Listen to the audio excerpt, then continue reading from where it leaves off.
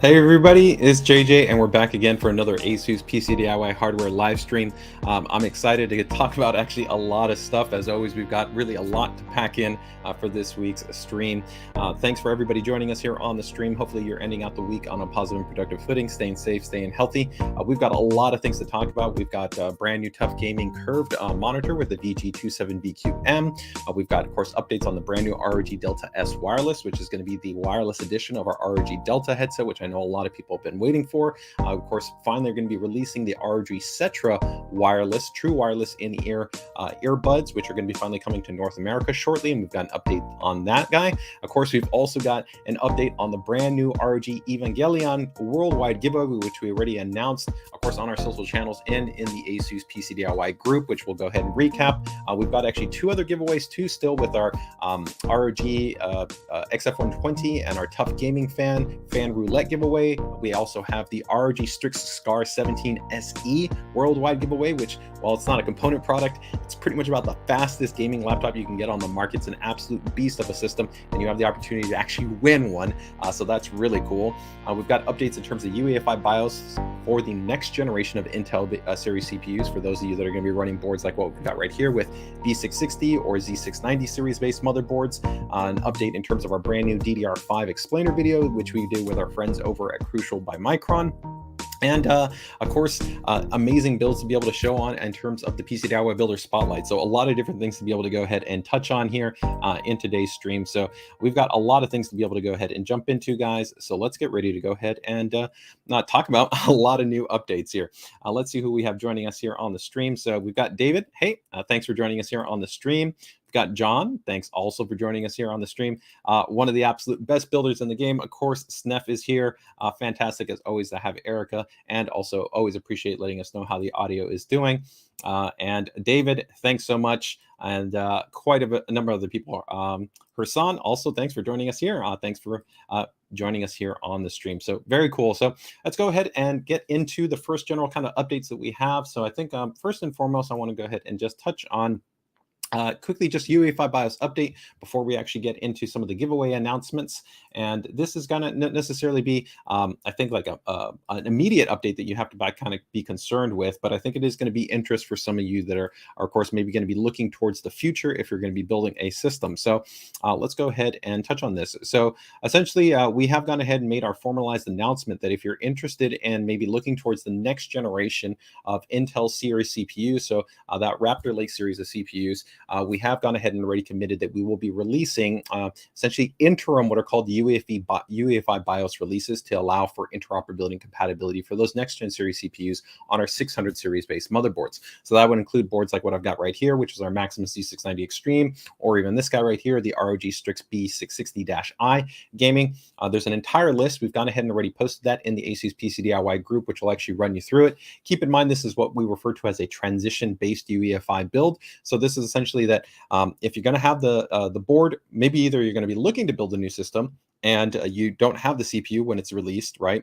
But you want to be able to make sure that it actually posts and turns on normally, you would need to update the UEFI. So you can utilize our USB BIOS flashback feature, which means you can just take something as simple as a flash drive. I have one right here.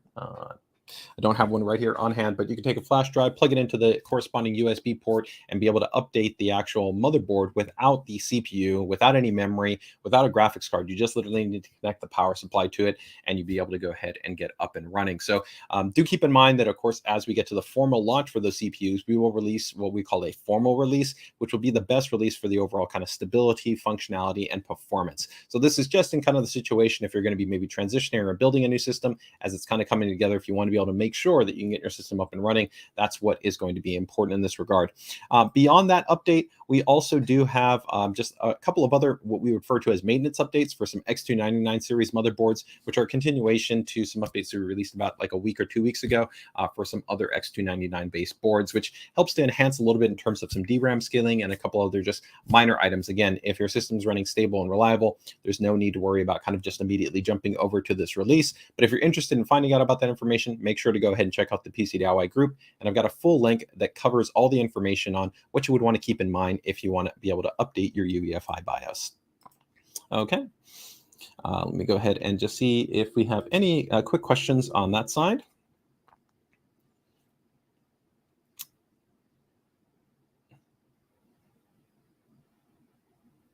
Hey, Brandon Todd, I'm not sure exactly what you're asking in terms of the installation of AC.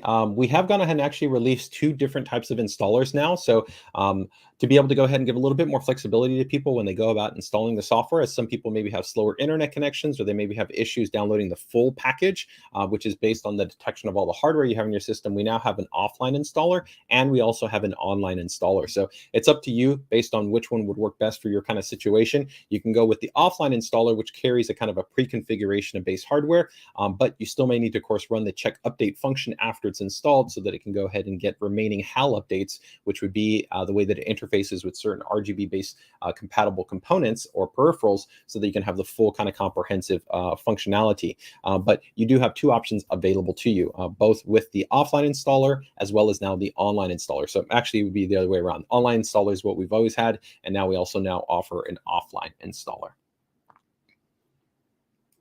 Leo's asking next gen. Yeah, so that's going to be, right now we're at 12th gen, so that's going to be the Alder Lake, and so the next generation is going to be next gen, the Raptor Lake. So this would be for Intel next generation series of CPUs.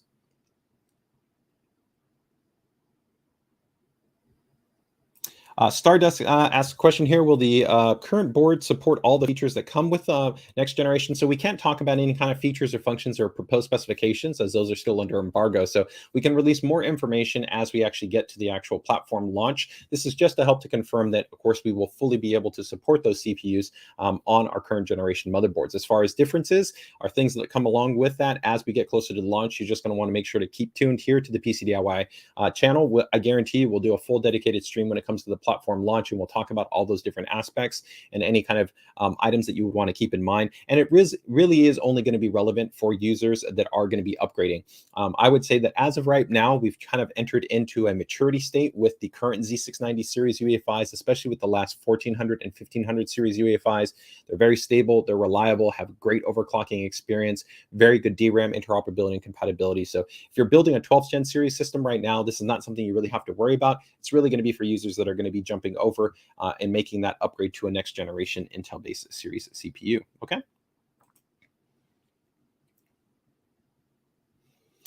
Sneff makes a good point to say that he's actually wondering about, hey, you need to do it fast. Not sure if it's going to be available for a long time. And I think what Sneff was asking about is, I think I saw somebody talk about that they might want to be interested in picking up a Glacial motherboard. So some users get surprised by this, and we'll actually be working on giving you guys notifications in the PCDIY group in our future streams. But you do want to keep in mind that when we actually have certain motherboards, we do have certain boards that are referred to as what are called limited production run. So an example of this would be like the Crosshair 8 Formula under our X570 lineup. You can't get that anymore. Or the Maximus Z690 Apex board anymore. That's also a board that's no longer active in production, even though they're still from chipsets that are actively available. And so this can vary for a number of different reasons in terms of not only demand, production, and a couple of different factors that we have to kind of evaluate always consistently based on kind of the run rate of the board in terms of how it's being adopted and some other factors like that. But unless it's probably like within the most kind of most popular key series models, so an example that would be something like our Maximus Hero board or the Crosshair 8 Hero.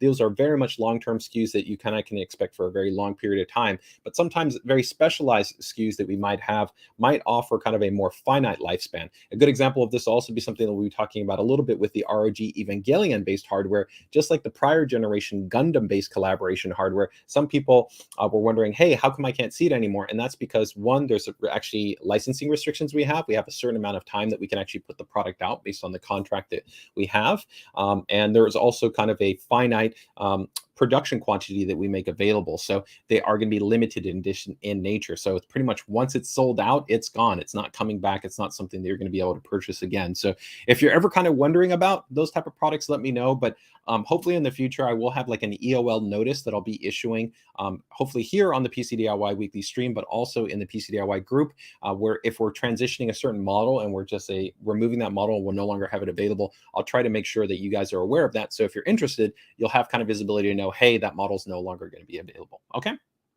All right. Let me go ahead and just see if there's any other quick questions on there.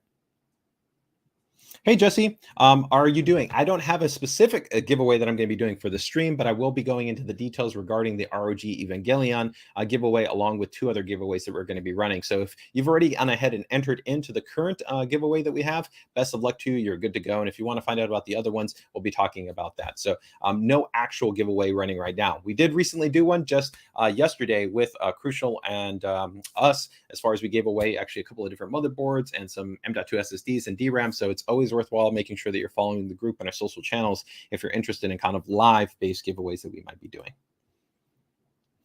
Michael's asking, what's in store for AMD? Rest assured, we are a tier 1 partner. We're really kind of a leader when it comes to AMD product portfolios across really all of our product lines. And so we definitely have a lot of really exciting stuff coming up, especially for the AM5 based platform launch. So just make sure, again, to keep it tuned here to the PCDIY stream into the group to find out about all that good stuff that we have coming for AM5. Okay. All right, before we go ahead and get maybe into the next question right here, we've got one that says, what do you consider better for gaming, a 3080 Ti or a 3090? They're going to be very close in terms of the overall performance. Actually, oddly enough, what could be sometimes a little bit more of a differentiating factor would be what's the way that the card's been designed. So an example is if you talk about like our graphics cards, we have cards that feature higher than normal power limits. And when you have a higher than normal power limit along with a higher programmed clock speed, that can actually help to extend performance for a certain part by sometimes maybe 5, 6, 7%. So sometimes you can be eating into the performance benefits of one card versus the other. I would say that for probably most users, the 3080 Ti is probably the better choice than the 3090. But both of them are very high performance based GPUs. They're really squarely focused at users that are looking for ultra high refresh rates at 1080p. So we're talking, 280, 360, 400 plus frame rate, right? And same thing for 1440p, ultra high refresh rate gaming at 1440p, or high frame rate gaming at 4K. So great experience really with either one. I think it's going to come down to maybe the aesthetics of the card that you're going to be looking at. And then also, like I said, some of those other characteristics of what might be the actual pre-programmed clock speed, as well as what might be the pre-programmed power limits. And if you're interested in finding out about that specific information for our cards, check out the streams that we've done for our dedicated cards, as I've covered that information in streams, whether it's for our 3080 Ti or for our 3090 cards. And actually, that brings me to another point. I do have some exciting news that for those of you that are going to be looking for GPUs, we've actually are working right now with our channel partners. We've already been aggressively working to kind of have pricing even be more aggressive and lower for all pretty much of our graphics cards. But right now we are currently just in a new transition point that we're going to be implementing even more aggressive pricing for 30 series cards. So if maybe you've been looking to be able to pick up something like a 3070, a 3080, a 3090 based graphics card, over the next kind of about 2 to 3 days, maybe even next 4 days, you're going to start to see updated pricing. Micro Center might already have it up. We expect Newegg to have it up very shortly. Amazon might take a little bit longer, but you'll be seeing a new reflected pricing being going up very, very shortly. So an example of this might be something seeing like a ROG Strix 3080 for $799. So that's a really outstanding price point for a really high performance graphic card that's cool, quiet, and very fast. So if you've kind of been hedging, waiting a little bit, it's going to be a great opportunity in the next week or so to be able to go ahead and pick up a graphics card. And I'll be talking about some cool promotions that we have for both NVIDIA and for AMD based graphics cards in a little bit as well. So make sure to go ahead and keep alert for that. Okay. Kurt Connor is asking, will the Thor 1600 watt be on sale? Not yet. It'll be coming in the not too distant future. As of right now, I would probably be projecting that we're going to be looking at North American availability towards maybe the middle of Q3, maybe end of Q3. It's a little bit variable. Definitely rest assured, you'll see a featured announcement post in the ASUS PCDIY group and here on the stream once we actually get ready to push it out. So it will actually be listed as like a featured product that I'll be talking about that we're getting ready to push out towards channel availability. We've just launched the 1000 watt. And in the past, I know I actually said that it was going to be 1000 watt, 1200 watt, 1600 watt, and 850 watt, but it's actually been kind of jiggered around a little bit. So 1000 watt has now been released. We'll be releasing the 1600 watt. We'll then be releasing the 1200 watt. And then last, we'll be releasing the 850 watt for the new power supplies that we have under the Thor 2 lineup. Okay. All right. So I think that takes us cool. I'll go ahead and, again, if you guys have any other questions, feel free to go ahead and drop them in the chat, and I'll do my best to go ahead and jump into them as I can get to them. So now with that UEFI BIOS update, let me go ahead and give you guys just some general updates on some of the cool giveaways that we have going on. And again, if you guys have any questions, feel free to go ahead and drop them in the chat. All right, so first up, let's go ahead and take a look at our ASUS ROG Strix XF120 and TUF Gaming fan giveaway. This is a great opportunity for you to be able to go ahead and pick up on some cool fans, a little bit, I guess, pun intended. So let me go ahead and bring this up for you guys. You'll see right here, we've got our brand new TUF Gaming aRGb fan, which we actually just talked about last week, which they're going to be hopefully available by about the end of this month. The beginning of next month, we'll have them in a 1-fan pack, and then we'll also have them in a 3-fan pack, which also comes with the TUF Gaming aRGb and fan controller inside the box. And then we also, of course, have the XF120, which is a fantastic fan. I'm really a big fan of it.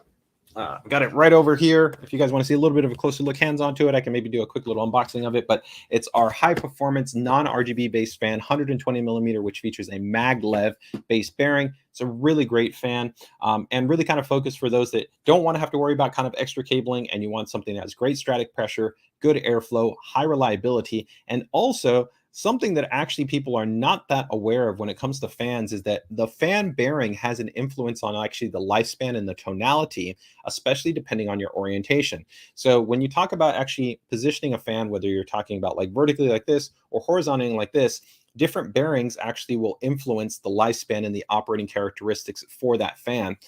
Very good quality bearings like what we are going to be using in the TUF Gaming fan, which actually uses a fluidic type of bearing, are going to be much better than ball bearings or sleeve bearings or kind of hybrid-based bearing designs in terms of really maintaining about the same lifespan and performance horizontally or vertically. Some people don't realize that when you go in a non-optimal orientation, you can actually be affecting a little bit of the lifespan of that fan and lead it to actually have a higher likelihood of failure or degradation over time. It can also affect aspects like tonality. This is why like real high quality fans, like let's say Noctua, who's really been an industry leader, use premium fluidic based bearing designs. So with that noted, let's go ahead and take a look right here. All you have to do is pretty much just drop in your information, click the submit. It'll do a little cool kind of animation, and you have the opportunity to see if you can actually pick up some fans. So you can see right here that we are giving away 10 right here for the XF120, and then we've also got a set of fans right here for the TF120, which is going to be in the actual 3-pack fan configuration. Okay. And as I noted, you can actually already pick up the XF120, and you can pick up the TF120, hopefully in the not too distant future. Like I said, about the end of this month, maybe next month. Okay. Let me go ahead and see if we got any quick questions before we get over to the next giveaway right here.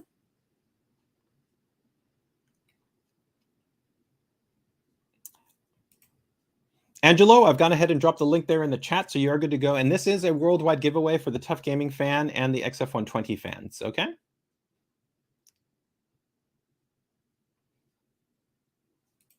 Sneff is giving us a little bit of feedback. Oh, by the way, impressed by the new TUF fan, guys. Really great fans, especially at the price. Yeah, I would definitely agree, especially at the projected price point. I think they're a really solid value experience. And I know Sneff has also had experience with the XF120 fans, and he definitely feels that they're a really nice quality fan, especially when you talk about a builder who's had the opportunity to really test a huge number of fans in the market, especially within high, really premium water-cooled base builds. That's a really nice vote of feedback to be able to provide. Snap's asking a question right here, a quick one. Any info on the new TUF Gaming GT502? So yes, if you guys are not aware, the GT502 is going to be our follow-up kind of split frame chassis design. Really cool. We've talked about it in a past live stream, which is going to be our follow-up to the GT501. And it's a really exciting chassis that I know a lot are interested in. Right now, we are probably looking at about the end of a Q3 release. So our first immediate chassis update is going to be with the AP201 in white and black, which will be a micro ATX high perforation in terms of the panels design that we have for that micro ATX based chassis. And then after that, we'll be releasing the GT502. So more information definitely be coming with the GT502 in the not too distant future, hopefully before the end of Q3. But like always, just make sure to keep it tuned here to the stream to find out.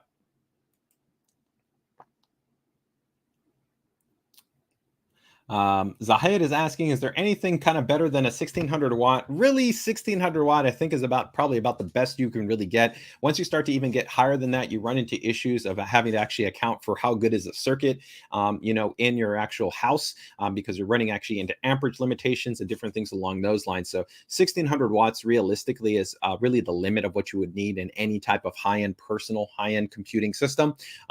There is some benefit to definitely having, that 1000, 1200 watt, 1600 watt, especially for the ultra high-end system configurations that are using super high-end GPUs, especially for accounting for what are called transient power spikes. But overall, for most users, 1600 watt is really kind of reserved for, I think, users that are looking for high-end multi-GPU configurations, or they're running very heavily, aggressively overclock configurations, or they have just an extensive amount of hardware. So this might even be for kind of systems like our WRX Sage board, which has, 7 PCIe slots, right, and can support 8 DIMMs, and it can support 7 M.2 SSDs and a lot more kind of complex type of configurations, but not really necessary for kind of standard users. Okay. All right, let's get ready to go ahead and talk about our next giveaway right here. So let me go ahead and load this up. Give me 1 second here to bring this one up here. We've got the ROG Evangelion based giveaway, and I know probably a lot of you have already checked this out. It's of course been a very exciting announcement that we went ahead and put out. And so of course you can see right here, this is a worldwide giveaway that we are doing for this. So we've already actually done a couple of different giveaways for ROG Evangelion that have been absolutely awesome, including recently another one that we did with CyberPower, where we actually give away a full ROG Evangelion system PC. So this is not even the first. We've actually already done multiples, but we know that so many of you are super excited about this hardware. And I will give an update again to the same update that I did last week for those of you that still might be confused on the waves of release specific to North America. So let's go ahead and quickly touch here on the giveaway and how it breaks down. So let me bring up my page here for the giveaway. And I will again link this in the chat, but you can see right here, it is going to be running until August 14th. So that's the duration, right? In terms of your giveaway, it's pretty straightforward. You're going to have essentially a total prize pool that we have over $8,000. So one grand prize is going to win an Evangelion Edition 3090, a Thor 1000 watt PSU, which is absolutely stunning. It looks fantastic. It's PCI Gen 5 ready. It also has a really cool wattage display on it, and you're also going to get the ROG Strix Arion external M.2 SSD enclosure. Secondary prize of runner-up is going to be a 3090 and a 1000 watt PSU, which to me doesn't really sound like a runner-up prize. It sounds like an absolutely awesome prize. Second runner-up prize is going to be a Maximus Z690 Hero, which is an absolutely awesome motherboard, a Ryujin 360, and a Helios. To me, I mean, I know a lot of people really love that GPU, but this actually might be the one that I would want to win. I mean, I really love that Thor, but getting the Hero with the Ryujin and then the Helios, which is maybe my favorite product that we have in the whole lineup because it just looks so cool, but the motherboard looks so cool. That's a really awesome combination. And then, of course, we've got 3 runner-up prizes where you can see we've got the Delta S headset. We then have the ROG Strix Scope RX keyboard. And you can also see that also comes there with the Keras Wireless Delta S, Keras Wireless, the Strix Scope keyboard, and the scabbard. So it's like a little peripheral pack, right? You get all of those together, which is awesome. And then this is awesome right here. Second winner gets the XG27 AQM monitor, which is our high refresh rate 1440p gaming monitor. And then the third winner wins our high-end GTAX 6000 Wi-Fi 6 2.5 gig networking-based router. So awesome opportunity pricing. You got your entry mechanisms right there that you can go ahead and take advantage of with Gleam. So if you want to get in on it, you want to win some awesome hardware, do it. Just get in on the giveaway, okay? Let me go ahead and drop that link in the chat, and we will be good to go.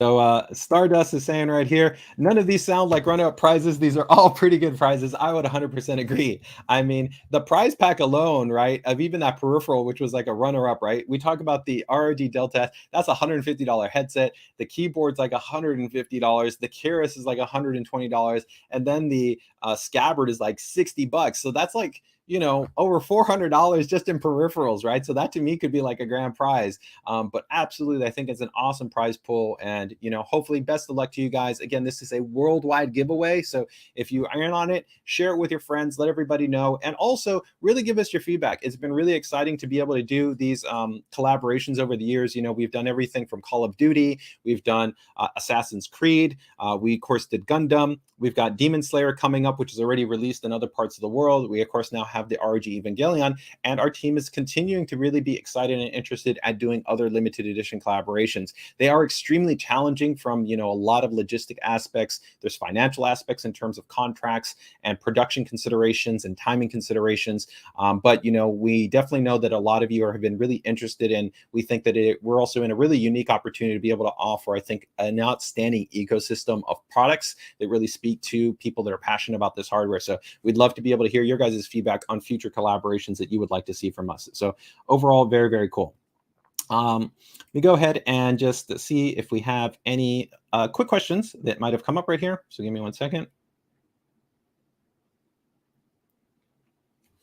Hey, APEVV is asking about your Maximum Extreme board. So this is actually the demo board that I use consistently on a daily basis. I've not seen that issue actually with any of the current based UEFI releases. So that sounds very odd. I would maybe go through, maybe reflash your UEFI, clear the CMOS, and then reload defaults. Make sure all your drives are properly seated, but there shouldn't be any reason why the actual RAID reset which is not a default operating parameter, is automatically being enabled. So it sounds to me like you might have something that you might want to double check. So again, clear your CMOS.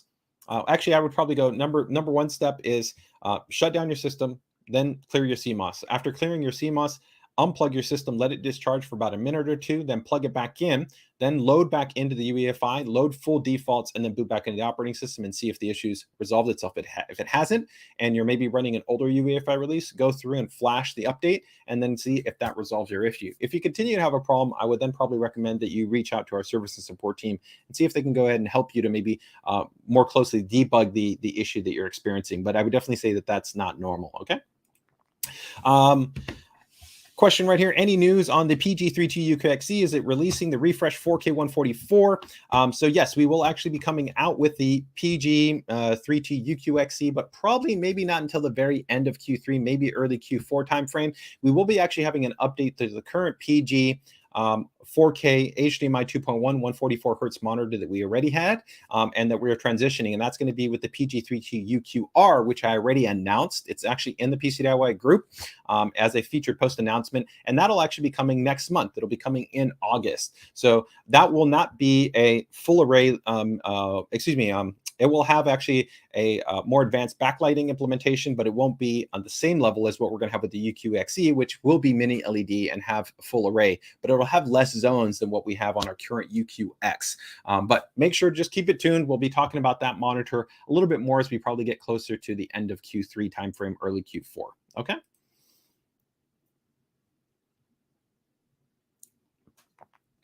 Hey, Gigi. Yeah, the giveaway that we just announced, those are live right now. So the TF120 and XF120, that is a live giveaway. The ROG Evangelion giveaway is also a live giveaway. And I'm also going to be talking about one more giveaway in another moment. Okay.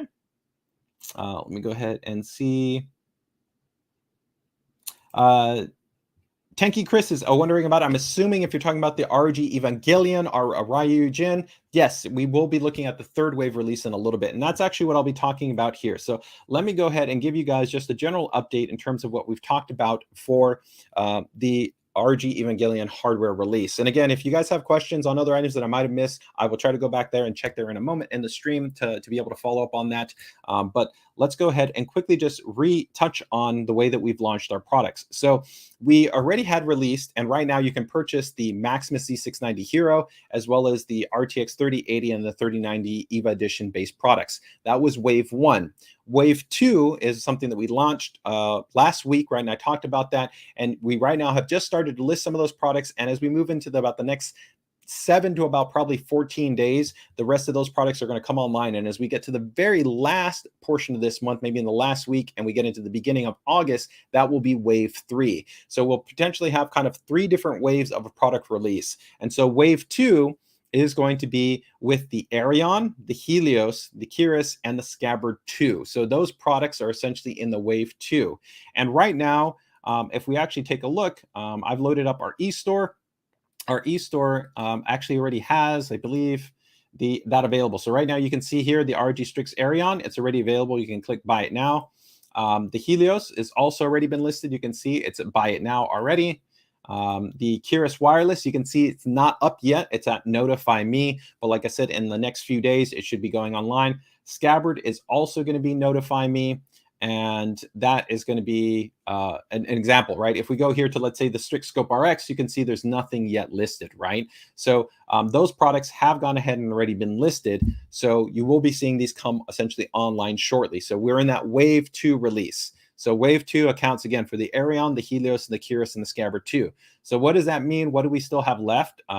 Let's go ahead and, let me go back here to the primary ROG Evangelion page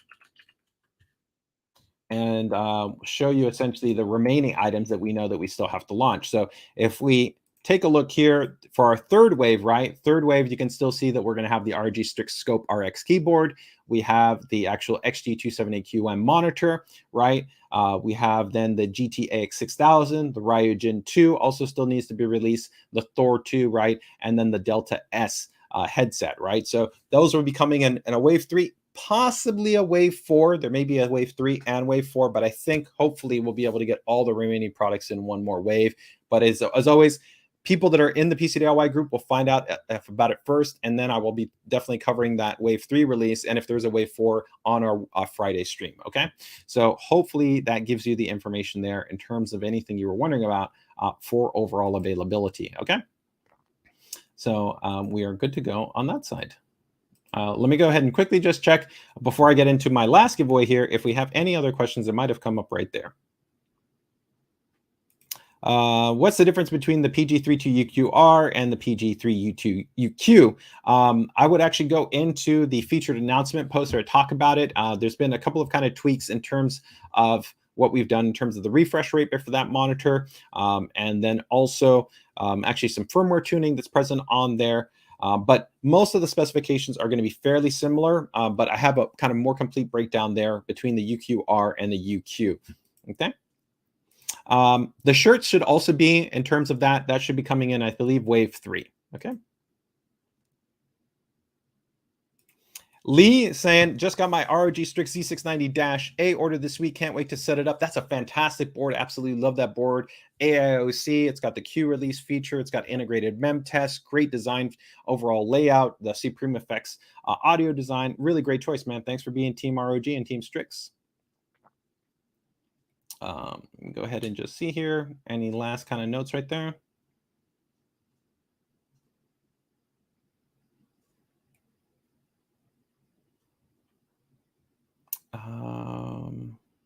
Okay. All right. Very cool. Again, if we have any other questions, feel free to go ahead and drop them in there, and I will do my best to go ahead and get to them. So let me go ahead and get to our last giveaway right here. Actually, I've got another soft announcement for another giveaway that's going to be coming up right here. But this one is actually going to be for another really cool piece of hardware. So right here, if you guys are not familiar, we have a really cool actually application that you can download in Steam. It's called actually ROG Citadel. So Citadel is a cool program that actually allows you to kind of see our products in kind of this virtual environment. So you can actually see right here, it actually lets you kind of do a tour and be able to kind of see the ROG world view and kind of a cool, interesting way and setup. And you can go through. I love this pinball. This pinball is pretty awesome right here. You can see Omni right there, which you have a cool little kind of integrated game. It got some cool stuff, but we have previews of different products in there, including our upcoming ROG EATX Space chassis. So this is consistently kind of always getting updated. But if you want to download it, install it, spend a little bit of time. We've also recently implemented an actual new game in there, which is going to be our actually SCAR runner game. And if you go ahead and play 2 hours of that, that's pretty much all you need to do to be able to enter in to be able to win this guy right here, the ROG Strix SCAR 17 SE. So this is an extremely impressive laptop. So if you're not familiar, we are pretty much the #1 gaming laptop manufacturer out there. The really cool thing that we did here with this Strix SCAR 17 SE is this thing is actually based on the new flagship series CPUs from Intel, the 12th gen, but the HX series CPUs. So this is up to 16 cores, 24 threads, and a 65-watt TDP. 65-watt TDP puts it almost in pretty much desktop class TDP levels, and then up to a 3080 Ti-based GPU with 175 watts in terms of the TGP and the mux switch. Absolutely just kind of monster design. You've got a 360 hertz panel on this, 3 milliseconds. There's also a 1440p panel, which is probably my preferred base panel design on this unit right here, but absolutely just beastly in terms of performance. This is brand new, of course, fully supporting DDR5, so 64 gig, up to 64 gigs worth of memory on this unit. We also have a super impressive, very high-end cooling solution on this unit, where we went ahead and actually specialized an entirely new type of design implementation with the actual thermal compound. So we were the first manufacturer to unilaterally start putting in liquid metal, and then we did liquid metal for the CPU and for the GPU, and then we took it even further, where we actually custom worked with Thermal Gristy to create our own specialized version of Conducta Extreme, which even allowed us to actually take the cooling performance even further, which then we implemented our specialized vapor chamber design, specialized venting system, our liquid crystal polymer based fans, and all kinds of crazy stuff right here. It's an absolutely just beast of a laptop. You can see right there, multiple SODIMMs, multiple M.2 based SSDs. Look at the VRM on this. This is literally like a motherboard class VRM, but inside of a laptop. It's absolutely just a beastly unit in terms of that. And you have the opportunity to win it. It's big, it's powerful, it's high performance. It's really, it's extremely high performance. This is probably faster than many of your desktop gaming systems that are out there. It's a cool opportunity, again, to be able to win this one. And this is a full worldwide, again, giveaway too. And all you got to do is jump in and spend a little bit of time playing that game, which is actually, it's pretty fun. So, I would say go ahead and try it out. So let me go ahead and drop that one there in the chat as well. If somebody can let me know if I confirmed that I dropped the chat in there also for the ROG Evangelion giveaway, that would be great, just because I want to make sure that I drop them both in there. And I will also drop the Citadel link in there. So if anybody wants to go straight to check out Citadel, they can.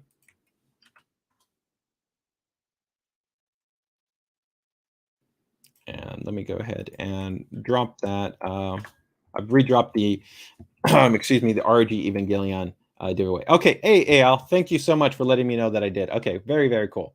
All right. So, Ali Mopa is asking, any idea when the PG27AQN is coming out? Don't have a firm date for you. Again, it's going to be announced, on the PCDIY group and here on the stream once we're getting ready to roll it out in terms of channel availability. Right now, would probably be expecting maybe around late August, early September-ish timeframe. So Q3, Q4 timeframe is probably what we're going to be looking at. For anybody wondering what that is the replacement, well, not the replacement, but the follow-up to really the absolute best 1440p monitor that you can really get right now, which is the ROG Swift 1440p 240 hertz, and this one takes it up to the next level with 360 hertz. So we're pushing the envelope. We've got lots of exciting panels. We also have the ROG Swift 500 hertz coming. We've got the ROG OLEDs coming. We have the UQXE. We've got tons of more monitors coming. So like always, if you're looking for, of course, monitors, whether it's going to be for content creation, whether it's going to be for gaming, we got you covered. Don't worry. All right, let's go ahead and keep moving things along here.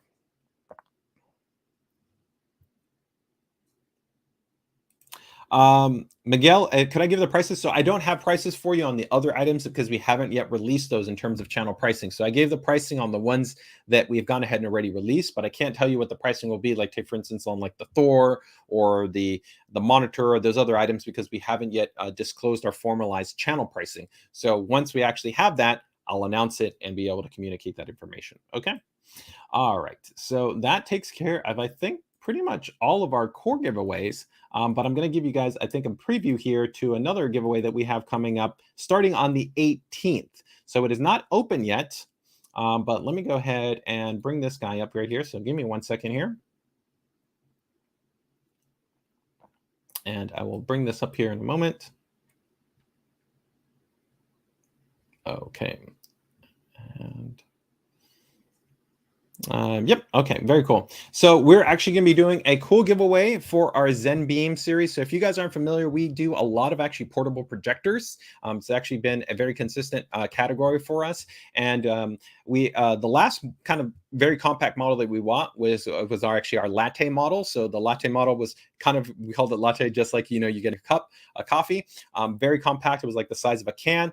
And here, this also unit is very compact. It's really nice because it has integrated wireless monitoring, a nice 4-hour battery life. In terms of that, it can also be used like a power bank, integrated, of course, 5-watt speaker. You also, of course, have direct connectivity available to it. It does have an automatic rotation option, which is nice as well, so that you have the flexibility that you can go ahead and either go horizontal or vertical. This is great if you want to go ahead and stream out content, from like YouTube Shorts or Instagram Reels, things along those lines. Or if you just want to be able to go ahead and maybe connect something like a laptop, a Nintendo Switch, different items like that. You have also, of course, automatic keystone correction, which helps to make sure that the image is flat, right? Which is very, very nice. And you can also see right here, there's a mounting point so that if you want to be able to go ahead and attach this to a tripod, you're good to go. So nice, compact, easy to work with, integrated audio design. That wireless functionality too, to be able to stream is great. You can just really see how compact this little unit is right here. And we will actually be giving away one of these guys. So to be able to kind of celebrate and launch the ZenBeam E2 on the 18th, this giveaway will be going live. So you can see right here, you'll have all the information that will be noted right there, but you'll have the opportunity to be able to pick one of these. So it has not yet gotten live, so keep in mind, you can't enter in, but I'm telling you about it pretty much first here. So if you want to get in on it, get in on it, okay? So let me go ahead and drop this in the chat there for you guys. And give me 1 second. I will go ahead and get this ready for you.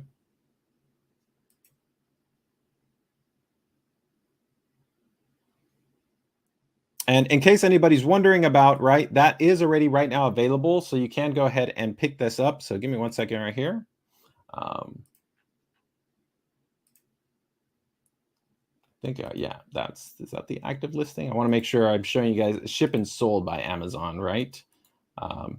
Because that's always a question, right? We get when people ask about kind of pricing, right? Is that what is the pricing for the product? Yes. So there we go. Okay. Here we go.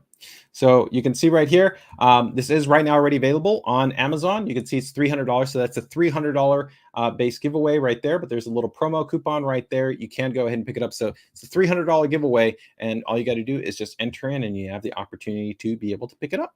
Okay. All right. Very, very cool. Let me go ahead and drop that in there as well.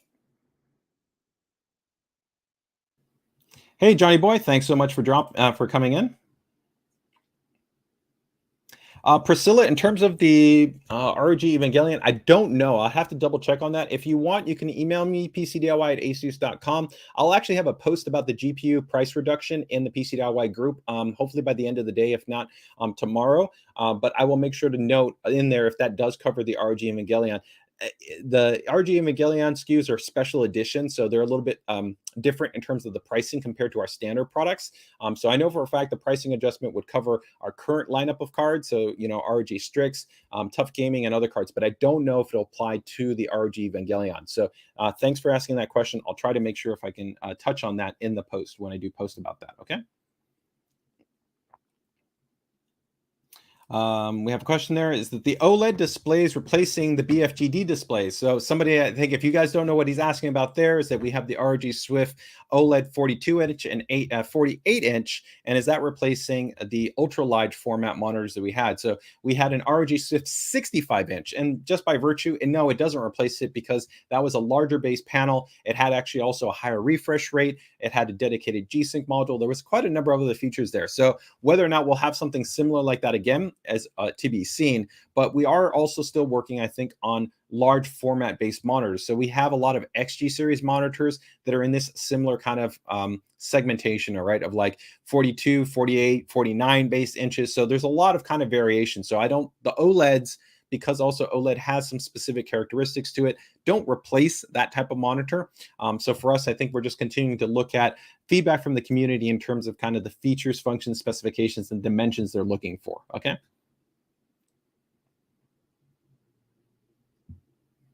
All right, so very, very cool. Let me go ahead and get ready to jump into the next item right here. We'll get into it. All right, so I think that takes care of all our core giveaways. Let's get ready to go ahead and actually talk about the two game bundles that we have going on that would be applying for the GPUs that we've noted. So if you guys haven't been tracking, we are essentially one of the key partners for both AMD and NVIDIA. So as part of also this new pricing reduction for the 30 series based graphics cards, you will also be able to qualify for the Face Your Demons base essentially bundle that NVIDIA is offering here. So this gives you the opportunity that if actually you pick up an ASUS ROG based product, or I think actually this would also qualify for TUF Gaming series, but I will double check on that in terms of the link information. You can see right here, you've got Ghost War Tokyo, Doom Eternal, the Ancient Gods right here, and you have the opportunity to be able to go ahead and pick up one of those. So you just have to pretty much redeem your game code. It applies for ROG laptops and also applies, yes, for RTX 30 series based graphics cards. So that is going to be for any one of our GPUs, right? So it'd be ROG Strix, TUF Gaming series, Turbo series, Noctua series. Dual series is not listed in here, so I will double check on if dual series is applicable, but it does cover ROG Strix and TUF Gaming series and Turbo series. EK series are not available in North America anymore, so that wouldn't apply. And the Noctua series, of course, have recently launched, and I'll actually have a dedicated live stream on the 3080 model coming in next week. So if you guys want to see a little bit of a deep dive on that guy, make sure to keep it tuned right there. So I will drop that link in the chat. In addition to that, we also are a partner with AMD. So a really great value, I think, for, you know, if you're talking about kind of in that $250 to about $350 price point, it's definitely check out the RX 6500, RX 6600, especially the dual. The dual model is an outstanding proposition for that price point. If you're looking to be able to get into a GPU that gives you high refresh rate gaming at 1080p and even very solid 1440p gaming performance at that price point. And we also have the Radeon game, Razer game bundle available for that. So you can Sniper 5, really cool, fun game. If you guys like the sniper kind of franchise, if you haven't played it, it's pretty cool.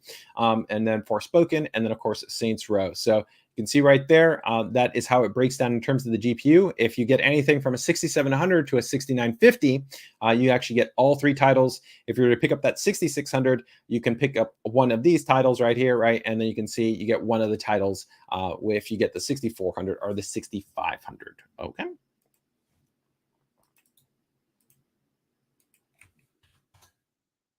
And let me drop this other two links in the chat right here.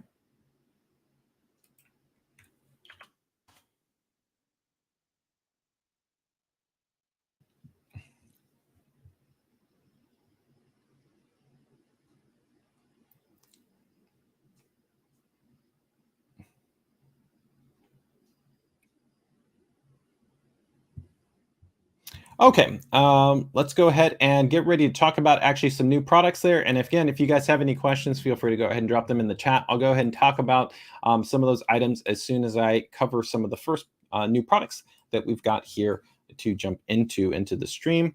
But let me go ahead and before I do that, let me go ahead and bring up this really quick. I just want to show this off here.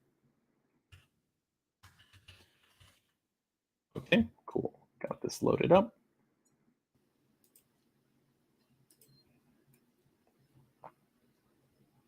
And let me see right here. I think I should have it. Yeah. Okay, cool. Got it here. All right, perfect. And this is it here. Okay. So some of you guys may be aware that we have something that's actually called the ROG Worldview, and there's actually an entire story that we have that is called the ROG Saga. There's multiple characters that we have from Go, who you see right here, to here on my t-shirt. I've got actually 7. I got Akira. I don't know if you can see, there's ACH right over there. There's Omni. Horseman's actually not on this one, but they are all part of kind of the ROG worldview and the ROG saga, and we've actually been spending quite a bit of time to actually develop kind of backstory and kind of a lot of other kind of interesting aspects to kind of tie in kind of these thematic elements to kind of help you just understand the world of ROG. So if you're kind of interested in that, we do have these origin stories that we have been releasing, and so we've just gone ahead and released the new origin story for Go. So you can go ahead and check that out. Where do you go ahead and check it out? Well, you can head over to our YouTube channel, and you'll actually see that we have the full little kind of Go origin story right there. It's a small video. It's about like 4.5 minutes right there, but you can go ahead and watch it. It's got a cool little kind of narrated vibe to it, which talks the kind of the history of the character, what he's gone through, what he's experienced, you know, how he works together with the actual characters that exist within the ROG saga and the ROG worldview. I think it kind of does separate us really from some of the other gaming brands, because we really do care about actually these characters and the kind of the worldview and the designs that we've spent so much time designing and developing to really be able to create something that I think is cool and distinct. And we still even have some more. We haven't released the background story for Omni, so Omni is going to be coming in the not too distant future as well. And we already have stories on Horseman, Seven, ACH, and Akira. Are all the other origin stories that are available. So if you actually want to check those out, go ahead and check them out. They're pretty cool. And I will go ahead and drop that link in the chat if you guys are interested. So let me go ahead and drop that link in there.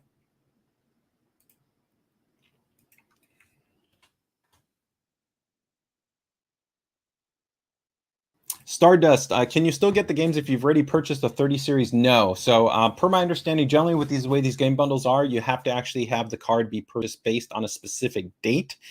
So the date, because you have to actually send in the proof of purchase, there's a kind of a code that gets aligned with the actual vendors.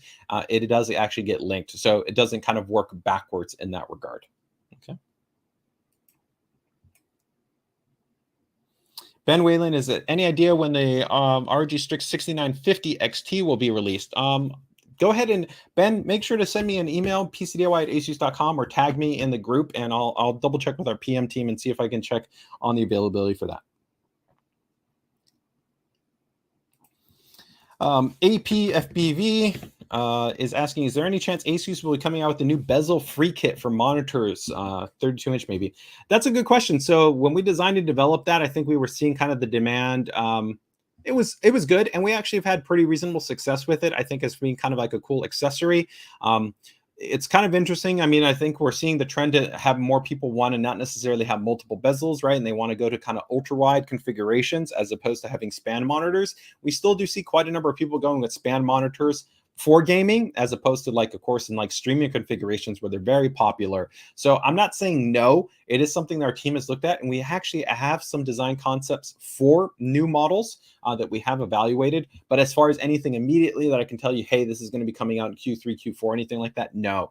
You know, we are going to be spending some time to collect some feedback and see if maybe a kind of an updated version or an alternate option of the bezel-free kit is something that we would be looking to put out. Okay.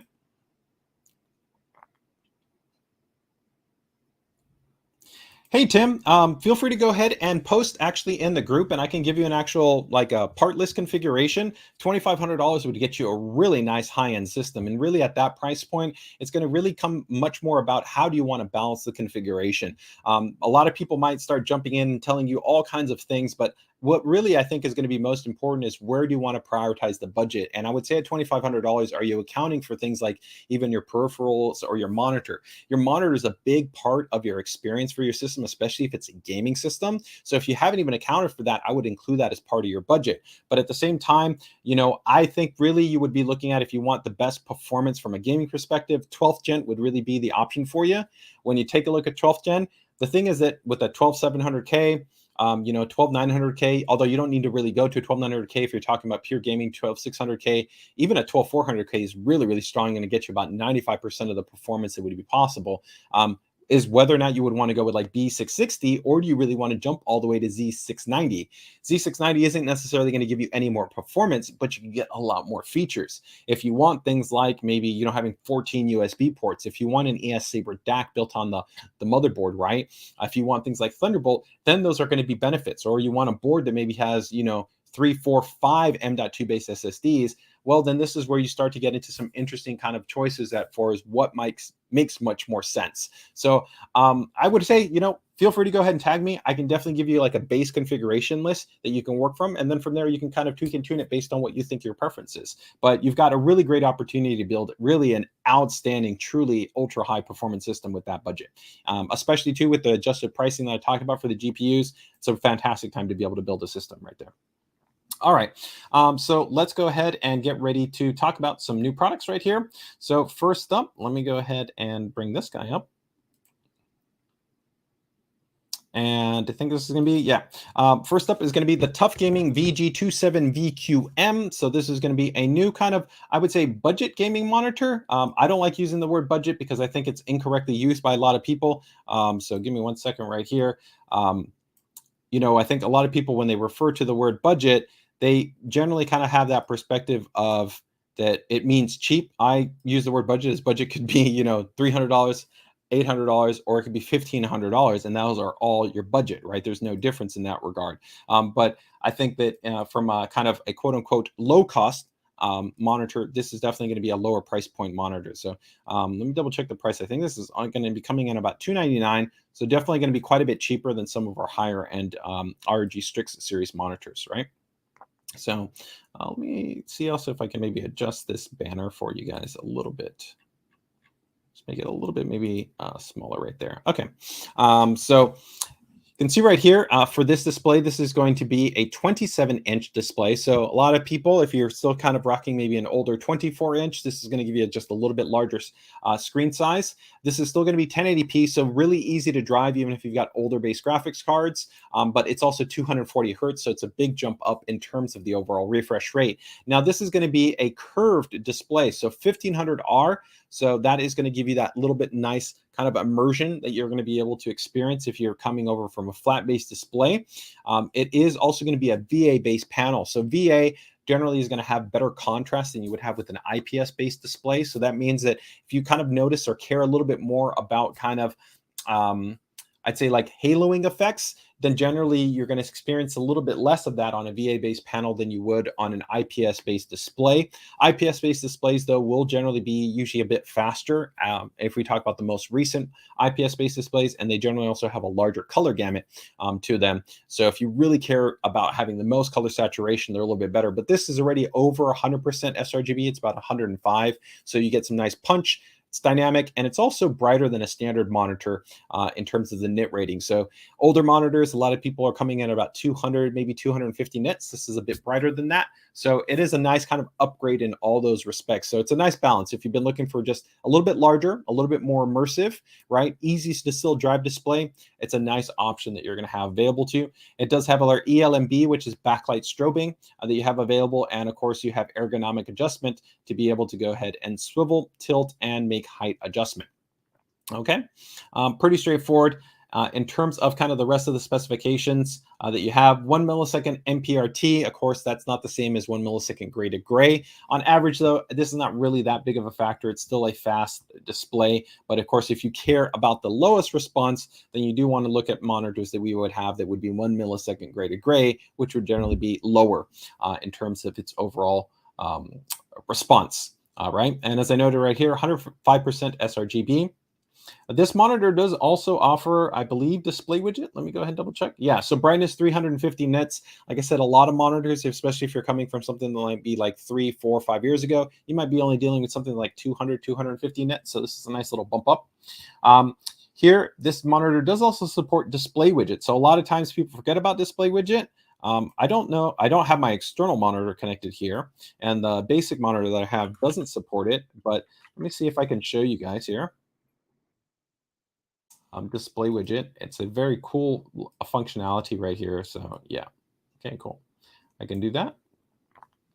So the cool thing right here is if you see, it says monitor not supported, but this is actually a cool application that when you have it installed in Windows, it allows you to go ahead and customize your on-screen display settings without having to physically touch the monitor. So you don't have to touch the button. So if you wanted to be able to adjust like the brightness, the contrast, the sharpness, if you wanted to switch between like the FPS mode to scenery mode, you can do that really easily. And probably my favorite feature right here is going to be App Sync. AppSync actually allows you to have applications synced to different profiles. So I like using this on one of my monitors for, let's say, the difference between like opening up Edge when I'm using my browser to then actually maybe if I was going to jump into, like Company Heroes Beta, or if I was going to jump into Ori and the Blind Forest or Forza, I can actually have different presets for different applications. So it's really easy, because doing that physically on the monitor is quite challenging, right? To be able to change different profiles if you want something that has maybe an adjustment for brightness or or contrast or sharpness, or even going from like a reading mode to like web browser to like photos for maybe editing. It's cool that you can have different profiles, and then you can have them automatically switch based on the application, and it'll automatically change it for you. And so the cool thing is, again, you can adjust all these adjust all these options inside Windows. Just install the software. You do need to make sure that the cable is attached in terms of that USB cable from the monitor to the computer, but that is all that is required. So that monitor, again, is going to be the TUF Gaming VG27, is it VQM? VQM? Yes, I was correct. Yeah, VQM. And as far as availability, probably going to be available around the very end of this month, maybe the beginning of next month. You'll see it, of course, pop up at different e-tailers, whether you're talking about, ASUS Store, Newegg, Amazon, whatnot, right? And the price point for this guy will be coming in at $299. Okay. Michael says, great way to tweak your monitor while working. 100% agree. It's just a nice, easy way to be able to go ahead and make an adjustment in that regard, right? Kevin's asking, can you add custom crosshair overlays? Not yet. That is actually something that we're looking at for the refresh version of Display Widget. So we're looking at making some refinements to Display Widget. There are some complexities in terms of how the actual OSD firmware works and being able to like overwrite the firmware and have kind of customizations. So historically, what we've done is we just tried to add more options in terms of the crosshair menu support into the firmware. So you can adjust the crosshairs within Display Widget. So if you want to be able to change them, you can go ahead and do that within Display Widget, but you can't kind of do your own. But we are looking at trying to see what we can implement to be able to give kind of some more granularity and control, maybe in a future version of Display Widget. Okay.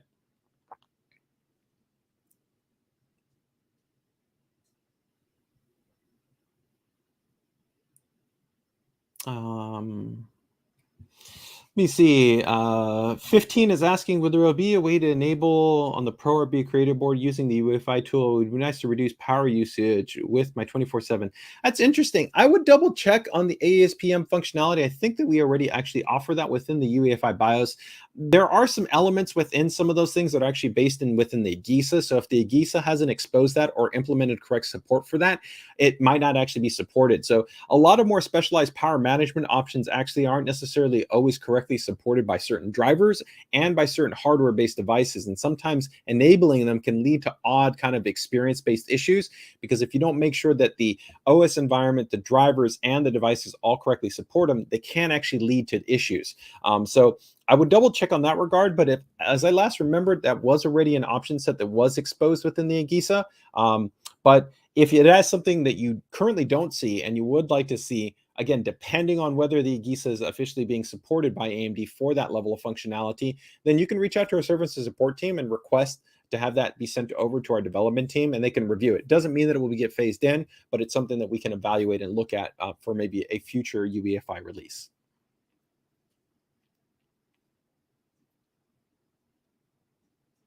Okay. Just see if there was any other questions that I might have missed there before I keep moving along to our next product right there. Sahid is asking, is the pricing applicable for other regions? I can't comment on other regions. The pricing I can only apply here to North America. So I can't note on what pricing would be in terms of other regions. Hope to see the GT501 in white. We already make the GT501 in white. So the GT501, you can get it in black or you can get it in white. So you don't need to wait. You can already get it in both colors.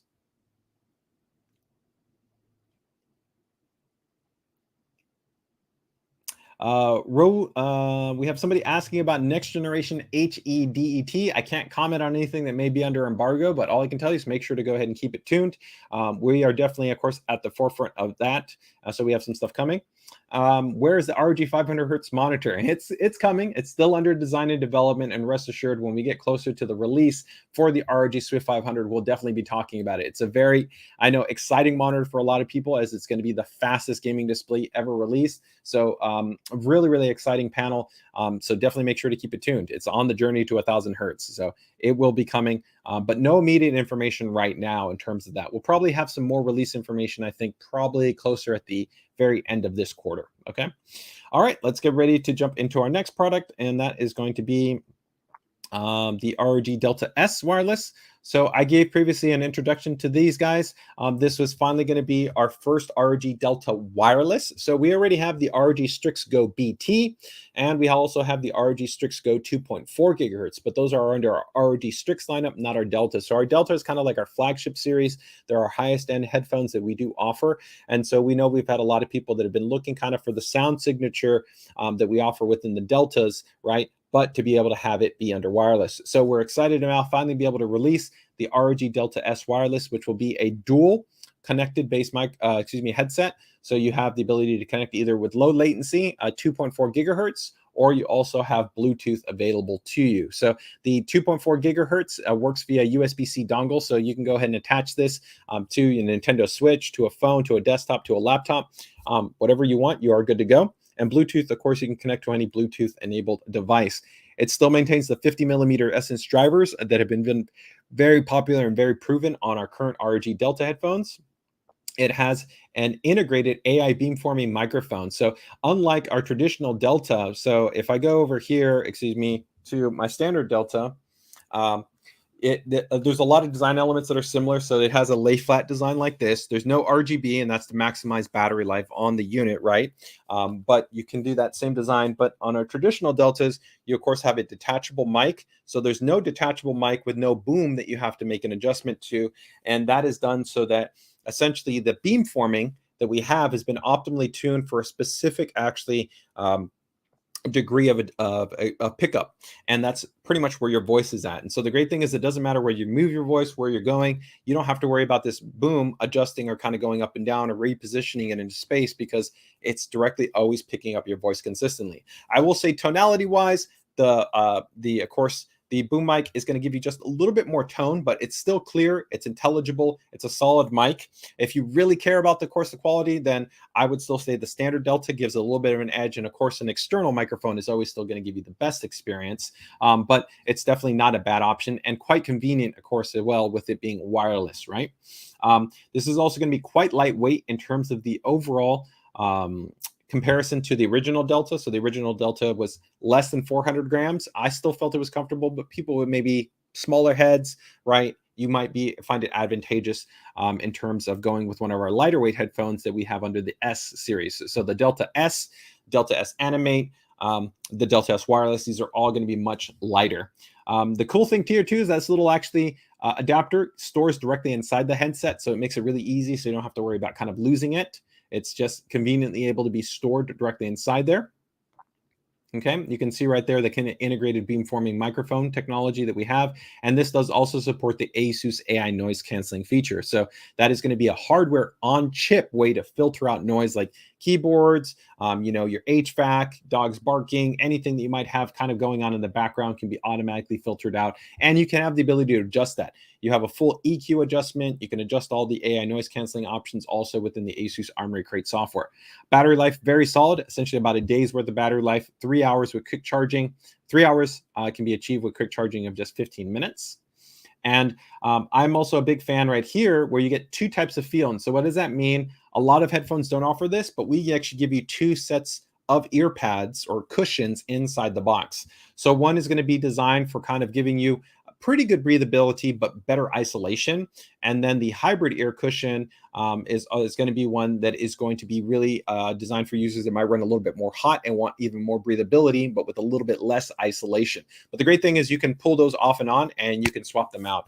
And we've also done a hydrolysis-based abrasion test, where this model even has better performance than the first generation Delta, where we had a wear abrasion pattern on the original Delta of about 3 years with fairly heavy use. And then now with the ROG Delta S series, it's 5 years. So it's even superior in that regard. On-cup ear cup controls are all available to you. And then, of course, you can go ahead and customize all the elements for creating custom profiles, EQs, and all that stuff inside of Armoury Crate. It's all available to you.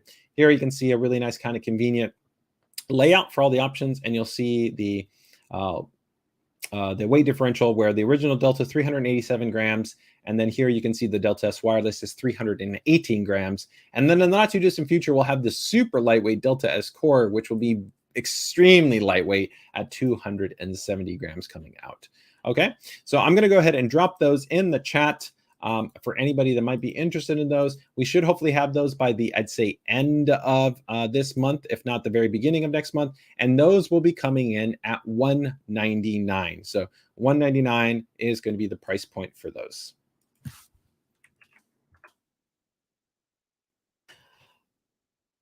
You see right here, Sumin. Oh yeah, Sumin. Actually, I think he's already picked these up. He actually got these, I think, imported in, and I think he's actually said that he's been a big fan of them. He got these and the other product that I'm even talking about, the ROG Cetra True Wireless. But yeah, he says I love these headphones. Yeah, I know that he said he actually had the chance to pick into them. I will say that tonality-wise and detail-wise, the standard Deltas still have a little bit of an edge because they still integrate the ESS Saber DAC design, and that's because they have a native USB-C connection, which allows you to connect it again to a phone, laptop, switch, but that requires a little bit more power. That's a little bit more challenging to integrate into a fully wireless-based headset without influencing the battery life negatively. But here, still a solid headset, sounds good, great option if you're looking for something wireless.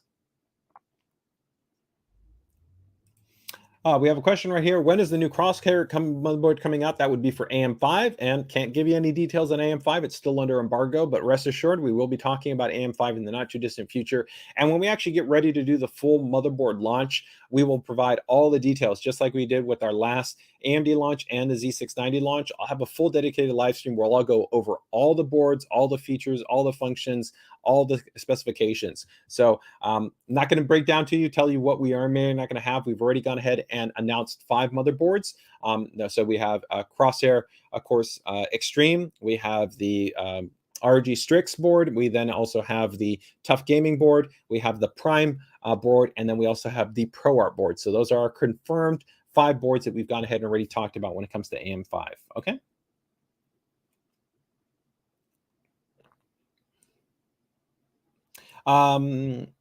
Dami's asking, can Spain participate in the giveaway? Yeah, so I believe every giveaway that I talked about earlier are all global giveaways. So the ROG Evangelion giveaway is global.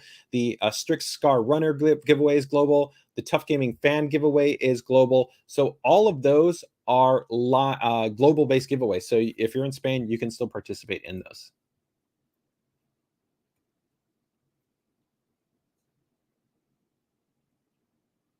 Okay, so let me go ahead and get into the last item right here, which is going to be the ROG Cetra, excuse me, a Cetra True Wireless or TWS in-ear buds, right? And these guys also, let me go ahead and double check the price right off the bat for these. These are going to be coming in at $99, so about $100 for these guys. So let's go ahead and take a look at them. You're going to see right here. So this is already a follow-up. We have quite a number of Cetra in-ear kind of IEMs or earbuds that we already have available, but they're all wired. So we have one that's 3.5 millimeter, and then we also have one that's a native USB-C, which I really love. But this is going to be our true wireless model. So we'll actually have 2 versions of this. We'll have a Pro model, which will be wired and wireless that we previously announced, but that one will be coming a little bit later. But this one is going to be coming in at $100. You can see right there that it's got the cool carrying case. It's nice. It's compact. It's got a little bit of RGB in there. 27-hour battery life in there. Of course, IPX4 water resistance rating on the unit. And it also supports a wireless low latency mode. So normally with Bluetooth, it's not ideal for low latency and for gaming. You're generally talking a lot of times between like 80 to 120 milliseconds. But we actually offer a specific option that can toggle into a low latency mode that brings it down to, I think, around about like 45 milliseconds, which is kind of ideal to be able to make sure that you get a better experience if you're going to be using for video or for gaming. Okay. Now, of course, if you're just listening to music and basic things like that, you don't need to worry about that. You also have, of course, active noise cancellation with ANC, and it also supports a hybrid mode. You can go ahead and make adjustments to that within the Armory Crate mobile app. So this does have a mobile app that you can go ahead and install for iOS or for Android to be able to give you flexibility to be able to tune those items. Has our 10mm Essence drivers, which they provide a nice punchy bass, which isn't muddled. It's clean and it's well defined, nice, good mid-range, and nice tonality. These are actually really solid. I think that the sound experience for music, movies, games, videos, it's really nice all around. So it's a really great option. You have fast charging support on here as well, where you can have up to 5.5 hours on a single charge, right? And up to 21.5 extra hours, right? With the charging case. And you can see just 10 minutes of charging gives you 1.5 hours. So even if you're just kind of quickly using the restroom, getting something to drink, you could charge this quickly and have enough for kind of when you're quickly going out and about, you'd be able to pick that up, right? And of course, very easy to just kind of slide in your pocket, slide into a bag, into a backpack, and you would be set to go. And you can also see right there, Qi wireless charging support. So if you want to be able to go ahead and drop that on a charging mat, then you're also set. So again, these guys will be coming in at $99, essentially $100, and you should see these at the very end of the month, beginning of next month. You can also see the on-ear cup base controls. There's the Armory Crate software. Again, it's available for both iOS and for Android. Okay. And some people ask, can I use this like on a laptop or a desktop? Of course, if your laptop or your desktop has Bluetooth, then you can go ahead and pair it with your laptop or your desktop, and you would fully be able to utilize those. All right. Michael is noting here, let me see right here, the ability to have wired and wireless ROGs. Yeah, that's going to be for the, of course, the Cetra Pros, right, which is going to be the higher end model, right?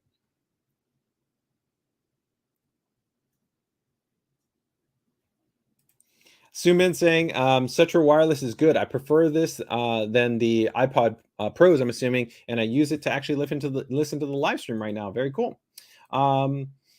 Hey, Ali is asking, how do I participate in the giveaway? Hey, let me go ahead and I will drop the giveaway links in just one more time, just for people that might be asking. So give me 1 sec and I will drop those giveaway links in there for the people that maybe missed them a little bit earlier. Okay, so let's go one more time. So first up, we are going to drop in the link for the fan giveaway. So this is going to be for the TUF Gaming aRGb fan and for the XF120s.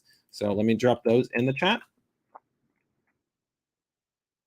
We'll next drop in the giveaway link here for the ROG Evangelion.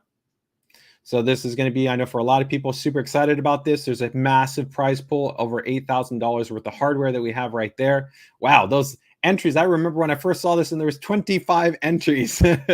Okay, a lot of people are really digging that one. Let me go ahead and share that one in there. And then we also have the ROG STRIX SCAR, which is going to be for pretty much the fastest gaming laptop that you can get right now, right, is also going to be included right here. Okay, and I will drop that one in the chat as well.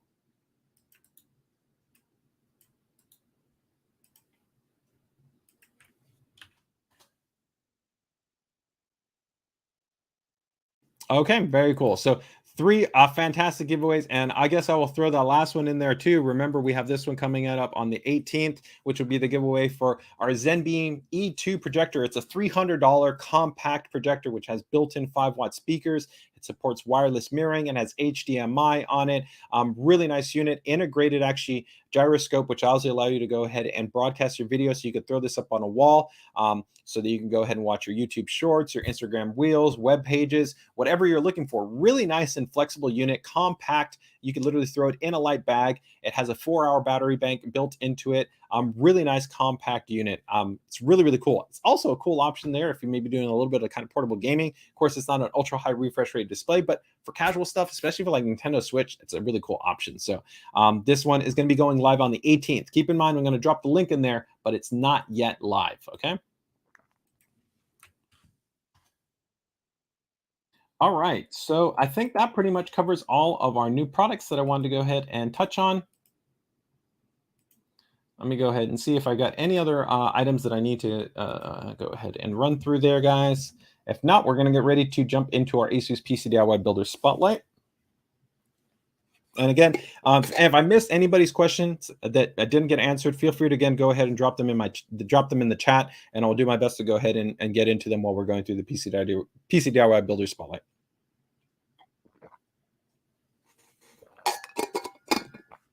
All right, let me see here. I think that should cover all of those items. Okay, yeah, very cool. So I think we're going to get ready to jump into our PC DIY Builder Spotlight. I do want to go ahead and do one plug here, guys, for something that we got ahead and already released. And I know that we went ahead and did already kind of a little bit of a live stream recently where we talked about DDR5 memory. I did actually a 4DIMM configuration. I talked about some of the things that you want to keep in mind, like rank, the IC, Intel's POR table, which actually affects how the actual rank and SPC, so slots per channel and DIMMs per channel, affects things like overclocking. But we also spent quite a bit of time to be able to do actually a really cool video where we deep dived into DDR5 with our friends over at Crucial by Micron. And we have this video up right now. It's called DDR5 Explained. And we went through and we really talked about really kind of the entirety of the DDR5 experience. So this actually applies to desktop motherboards. It applies to laptops. It applies to mini PCs. We talked about kind of where the future is going in terms of not only density, but also the scaling. We talked about the different types of configurations and how that actually can affect operation. We talked about what is called total endpoint latency, which is also important to account for. We talked about things that a lot of times people miss, even media that don't talk about things like the efficiency improvements in DDR4 to DDR5, where DDR5 actually has sync back refresh. It has actually double the burst length. It has actually two 32-bit addressing channels for data, and how that actually ends up allowing for actually sometimes greater performance than just what sometimes people perceive in terms of latency differential. And there's a lot of other details that we really dived into. And so it's a really great primer that if you just want to kind of leave it in the background and kind of maybe get a little bit better understanding of DDR5 and just having kind of a good grasp of what you would want to keep in mind as you go about building a system, or if you just want to improve a little bit more understanding about maybe some of the technical aspects, as well as also how that affects maybe your build or your different configurations, I would really say go ahead and check out that video. It's a cool kind of explainer. And like I said, it's, you know, it's not super kind of, I'd say, technical, right? We try to keep it balanced in terms of giving you good information and insight without being kind of super bogged down. So I'm going to drop that video there in the chat.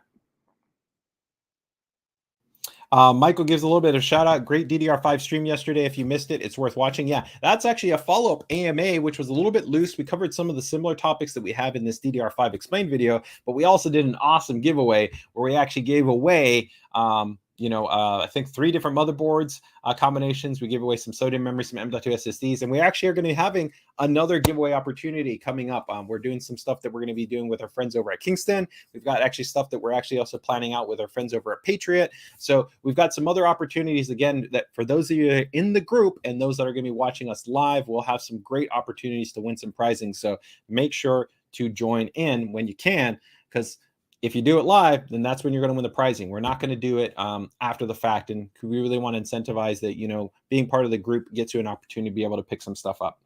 All right, so let's get ready to jump into the PC DIY Builder Spotlight. All right, let me go ahead and bring my little tabs right here. So if you guys are not aware what the PC DIY Builder Spotlight is all about, it's essentially where we take your PC builds from the community, you guys send them in, and we talk about them on stream. We show them off here. It's one of my favorite things to be able to do, to be able to kind of show off builds, whether we're talking about first-time builds, air-cooled builds, water-cooled builds, right? Mini ITX, the ATX, we've covered them all, and we've really covered some absolutely stunning and amazing builds from those of you in the community, as well as some of the absolute best builders in the game have been featured on here. So if you're interested in submitting, all you got to do is be part of the PCDIY group. Take advantage of the submission form that we have posted under the features announcements, and you might have your build featured here on the ASUS PCDIY stream. So let's get ready to go ahead and jump into our first build. I got to bring up some images right here. So let's see who we're going to have first. All right. Let me see. All right. Let's see. I think after a little bit of a time, he hasn't had something here. I think that recently we've got Adrian coming back here, of course, with B Builds. Absolutely fantastic builder. Does some really, really cool stuff. Brings a distinctive style to, I think, his builds. And we've got a very cool one that I'm excited about showing off. So let's go ahead and take a look here at his build, which is Cord excuse me, called Black Core B2. So let's go ahead and take a closer look. All right. See what we got going on here. Ooh, very nice. So this has got some really cool vibes. I'm already really digging the color scheme right here. It's got a really kind of cool look and feel to it. I really like the black, right? Of course, on the outside. I love the kind of the attention to detail right here with the anodized, of course, thumb screws. We've got purple and green. Of course, that's a really nice tie-in to, of course, the bridged combs right here that we have here for the nice cables. Going with that nice kind of paracord-based cabling gives it a little bit of kind of reflectivity to it. Beautiful black, purple, and then that nice bright green in there. It works really well. And then that other color actually in there with the silver that we have, which is played off in terms of the motherboard. I really love the way that comes through. And some people, you know, would go with a vertical mount. I really love that he kept it actually horizontal because I think it creates some nice depth where you actually can see here, this is actually a little bit further back. Then it comes out a little bit more, then it comes out a little bit more, comes out a little bit more, and then actually goes back to give you some depth, which gives it, I think, a little bit more variation as opposed to sometimes vertical can look really well integrated and it can add to a thematic design, which I think is really strong. But I think this layout works really well also in terms of giving you some nice color balance, right? Because we've got the black here, black down here, silver here, and we also see this really cool accent light from the motherboard that's kind of through and through. So really, really nice to see the overall look and feel. The frosted tubes is also beautiful. I love the frosted tubes here. And then when I'm sure this is lit up, this looks really, really nice. So let's go ahead and keep taking a look here in terms of our images. So as we get a little bit of a closer look, we can see a little bit of that lighting coming up. Love right here, just getting a little bit of that nice accent lighting. I like that we didn't go with a rear mounted RGB fan so that we keep this area unobstructed so you can really fully see that back IO shroud and we see that nice, of course, little RGB lighting section on there. Cool little introduction right there to have the actual flow monitor built in. It's always interesting to me to see how many people use our integrated flow monitoring that's built onto the motherboard versus using an external flow monitor. But definitely you can appreciate having that little RGB accent right there and then visually being able to see it really easily, right?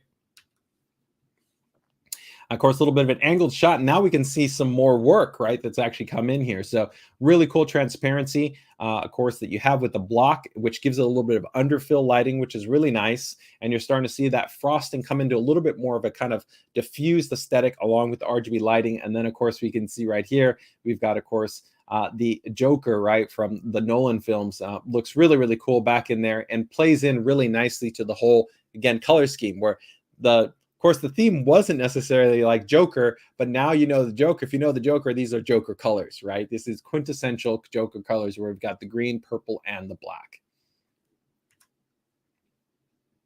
Oops, sorry. Went a little bit too fast there. Let me go back there. Of course, we've got that nice block that's in there, really well integrated.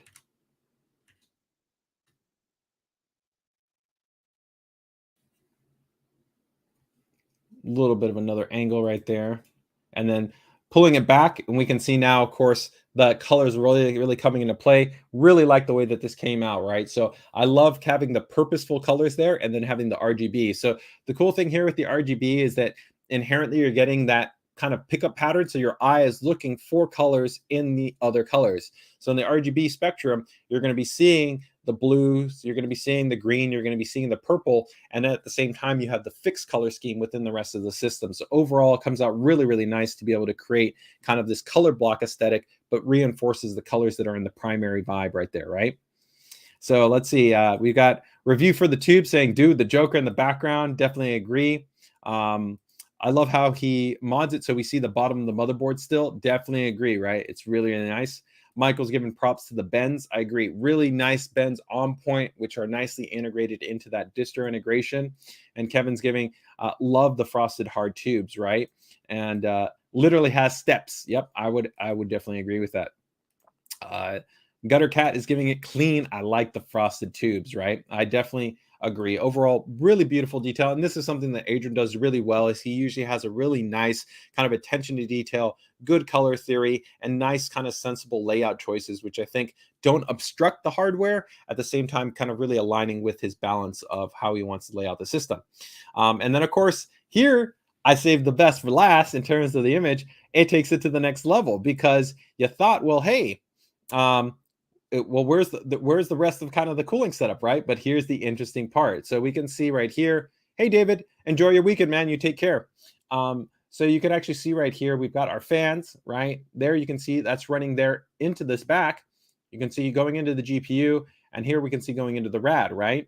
But you can see there's whole external RAD over here, and then you can see some really cool routing that's been going on. So we go to the back, and then you can see, I think that these are probably coolants, quick connect fittings, but you can actually see that those have been routed in to go to this external radiator. And I think this is the big boy edition. So this is the one that's running the Noctua, probably 200 millimeter base fans. So that's a really cool setup, right? Where he goes, I made you think that I had just this water cooling setup inside the system, and then I blew it up and I took it to a whole nother level by throwing out that external rad to be able to keep it. And the advantage here is it's all about displacement, right? Bringing in the other radiator gives you the flexibility to be able to displace more heat and be able to keep those fans really, really low. So that's really one of the strengths of water cooling is the what's called delta.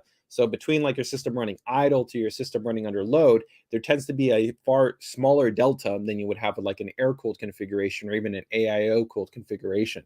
And so here with this much displacement, you can probably keep the fans tuned in really aggressively at a low value. So probably, you know, maybe like 800,000 RPM. So they're effectively pretty much silent, a lot of cooling performance.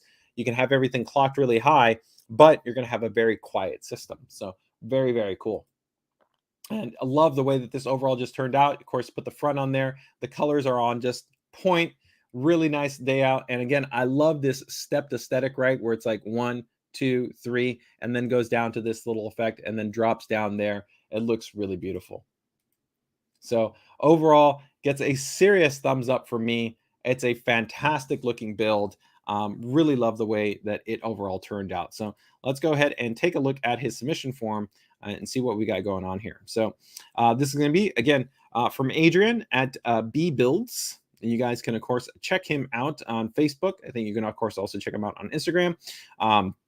So does the build have a theme? Yes, and actually the theme was Joker. 3 words to describe the build is small, powerful, and cool. Definitely, I would agree with that. It's a compact powerhouse of a system. Does the build have a name? It's the Black Core V2. And then in terms of the core components, we've got a Ryzen 7 5800X.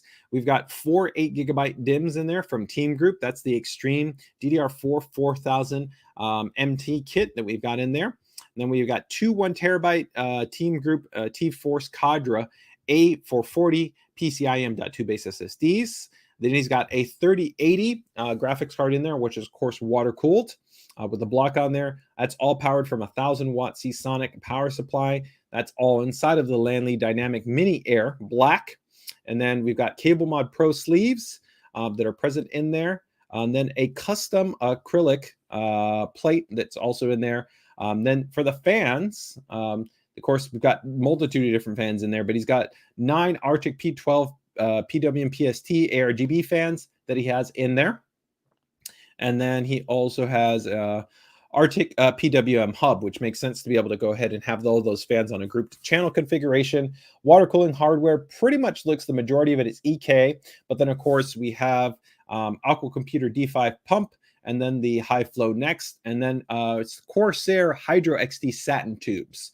So that those tubes right there are the Corsair satin tubes. Overall budget for the build was about $4,900. He was most proud of the tubing, how the tubing came out. I think the runs look fantastic. Love the integration here into this little back distro, along with the paint job there with the Joker.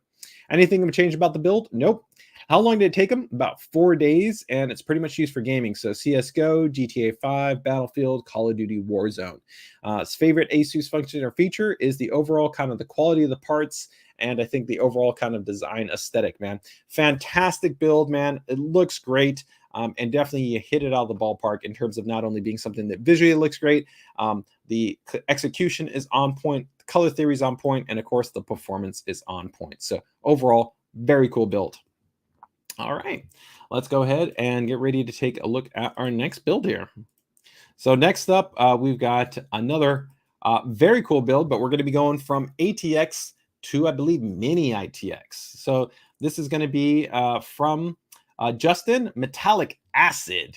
So I think actually this is the first system that we're going to be featuring from him on the stream, but hopefully it won't be the last. He's got some fantastic builds that he has. So I'm looking forward to be able to show more of them off right here. So let's get ready to go ahead and take a closer look at his CNC PC. All right. I'm already liking it. I'm already liking it, guys. So let's go ahead and see what we've got going on. So first up, we can see that we've got a small, compact mini ITX based board in there. I can tell you just from this layout right here, this is going to probably be a Maximus series motherboard because I'm remaining this SATA layout configuration that we have right here. So it's running a little bit of an older based platform. You can also really cool, you can see if you guys notice this, this is going to be the vertical VRM that we have actually on our older Maximus Impact based boards, right? But love this block choice right here. Beautiful kind of integrated, of course, chrome, right, that we have for the hardline runs in there that just have this nice symmetrical layout that looks really, really nice, really, really clean. I love just that little hint of RGB, right? The rest, it's all about just that kind of clean, almost industrial-like look with the blacks and that silver. Also with a little bit of that matte vibe, but then just that little bit pop of the RGB in there looks really, really nice. So let's go ahead and pull back, and then you can really see the build in all its glory right there. So Michael saying industrial meets RGB. I would 100% agree. Looks really, really cool. I love the way that this turned out right here, just showing you very, very high performance. We can also see right here, he's actually using one of those cool, I think like Pico power supplies. So this actually gives you the flexibility to essentially not have to go with the traditional power supply, because if you're working within a fixed small power envelope for the system, you can use these like Pico power supplies, which are like, 100, 150 watt, 200 watt base units. And you can run that, as you can see right here, through an external AC adapter. So it allows you to have a really compact and clean design, right?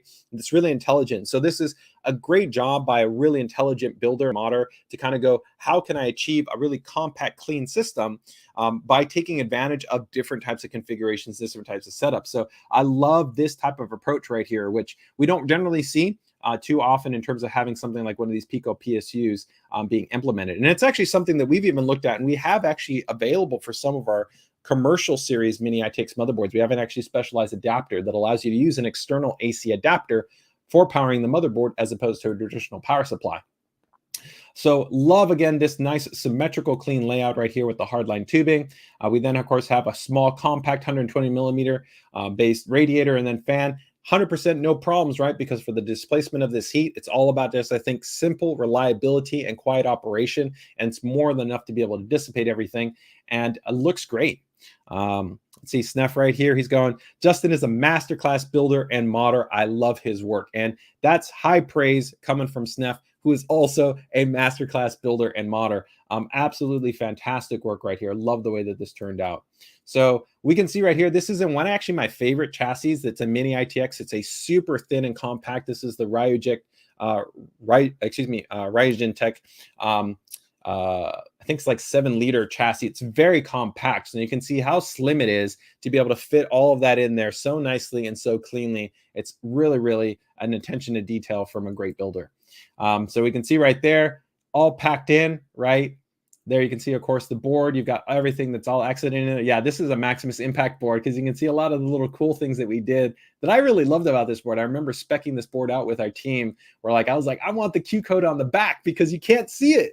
You can't see it on a motherboard, but I wanted to be able to have people be able to see it. I remember pushing our team to say, hey, can we integrate it directly into the back? It's something that we don't do anymore because, people want a lot of I/O, but I thought it was a really creative approach to be able to have that. But you can see right there, you've got your HDMI, your optical, your reset, and your start. You've got the Q code. You got your USB BIOS flashback, your CMOS. You got your high-speed USB, Wi-Fi, and Bluetooth, and then even your illuminated multi-channel, more USB, including Type-C, and then you've got your LAN in there, right?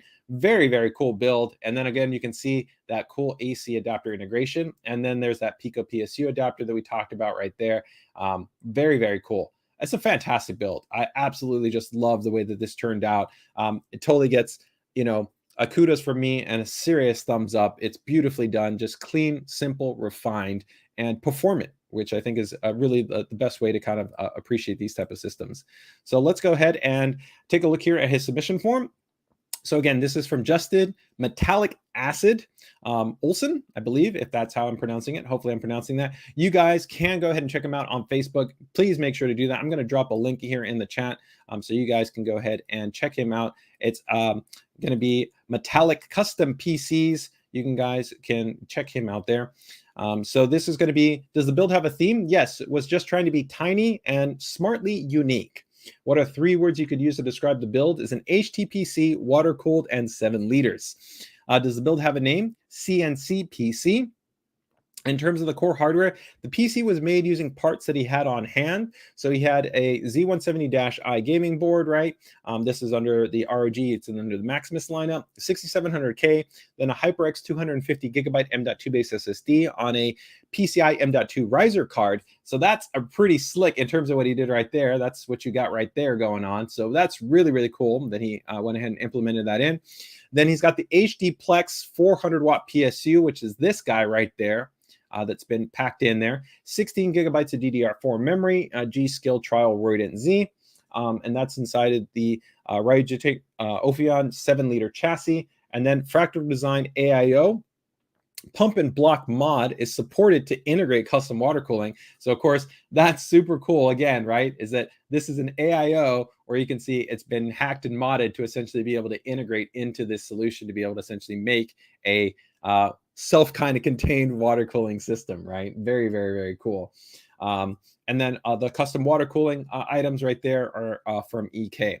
So the budget for the build, no budget is all the parts he already had on hand. The newest purchase that went into it was the HD Plex, which he bought for about $200. And that was purchased about a year before for a different project that he never used. You can see how expensive those Pico PSUs are at $200, but definitely it's very cool that you can have 400 watts in that super compact design, and then you have that AC adapter, right, that you can go ahead and connect. What was he most proud of is that he loved how he was able to bottom mount the HD Plex PSU, and looks like the M.2 riser is installed over it, and the package looks really naturally. And I agree. It pretty much looks like almost like the system he was just putting together in parts that were meant to work. And that's the beauty of taking, I think, a look at systems when a modder is really doing kind of a next level masterclass job. It looks like you're using parts that you bought and they all just kind of work together, even though you've kind of had to make it work together, right? So anything you would change about the build? No. Took him about 24 hours to be able to get it done. The system is pretty much used as an HTPC, but ended up using it to actually control his CNC router, right? And his overall ASUS favorite feature or function is that the ASUS motherboard has fast and reliable Wi-Fi connectivity. So it's great to be able to use it for that HTTP setup functionality as well as for the CNC router, man. Justin, man, serious thumbs up, hats off. It's a fantastic build. I really love the way this turned out. And again, guys, if you guys haven't, make sure to go ahead, throw him a like, and check him out on Facebook, man. Sumin says it's a really nice build, and I would definitely agree. Overall, very, very cool. All right. Let's go ahead and take a look here at our next build. All right, next up, we've got Black to the Core coming in from Simon. All right, so let's see what we got here from Simon. Black to the Core. It's pretty intense. It's an intense name. All right. Interesting. So Black to the Core, but it's utilizing a white-themed board. Okay. Oh, okay. All right. Let's take a look here. All right. Right off the bat, we can see that we've got an ROG Strix Z690. This probably looks like a Z690-A board. And very, very cool. Kind of interesting. Kind of already we see some ZNT. We got soft tubing. So I'm a fan of soft tubing. I'm liking the silver with the white. And then we're also can see that we've got some black going on right here. Okay.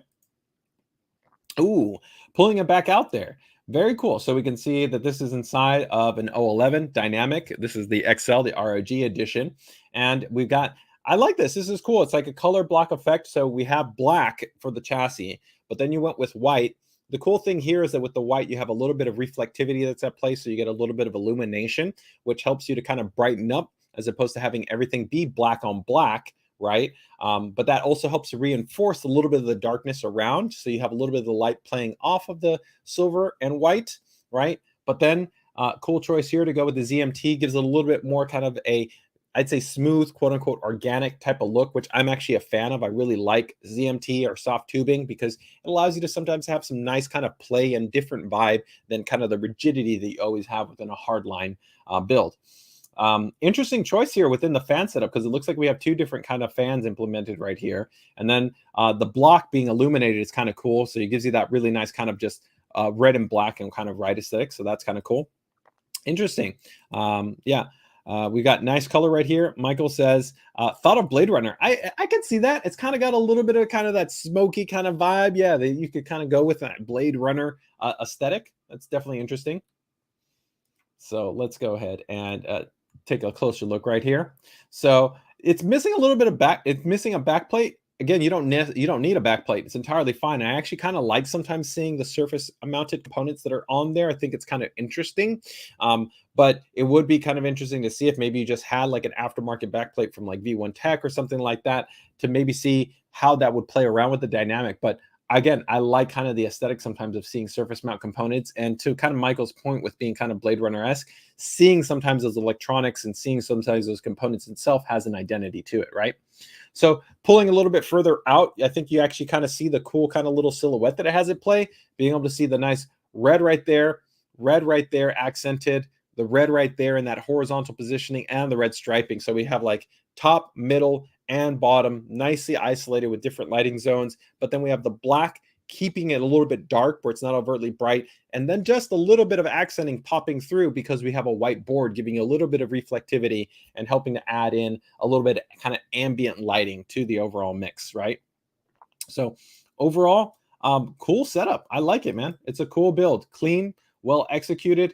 I don't see really anything that I would overall change about it, you know? And like I said, I even like the approach of the soft tubing. And this is actually a nice little run right here for the soft tube, you know, keeping that nice and clean. It's a job well done. Yeah. Yeah, I mean, this is about the only one right here where, of course, that's a little bit kind of on the trickier side, but overall looking good, man. Let me go ahead and let me see. I think I'm going to leave it maybe on, yes, maybe that shot or this shot. I don't know. They both look cool. Red's always a little bit of a tricky color to capture in photography. So it's always a little bit of a challenge to kind of get a sense of it, right? But let me go ahead and see what we've got here on the submission form. So again, this is going to be from Simon Cullison, I believe. So not his first build in terms of kind of the theme, just red and black really, as I think they go together pretty well. Of course, that's a classic color scheme, especially for ROG. 3 words to describe the build is red, bright, and ROG. Does the build have a name? Black to the core.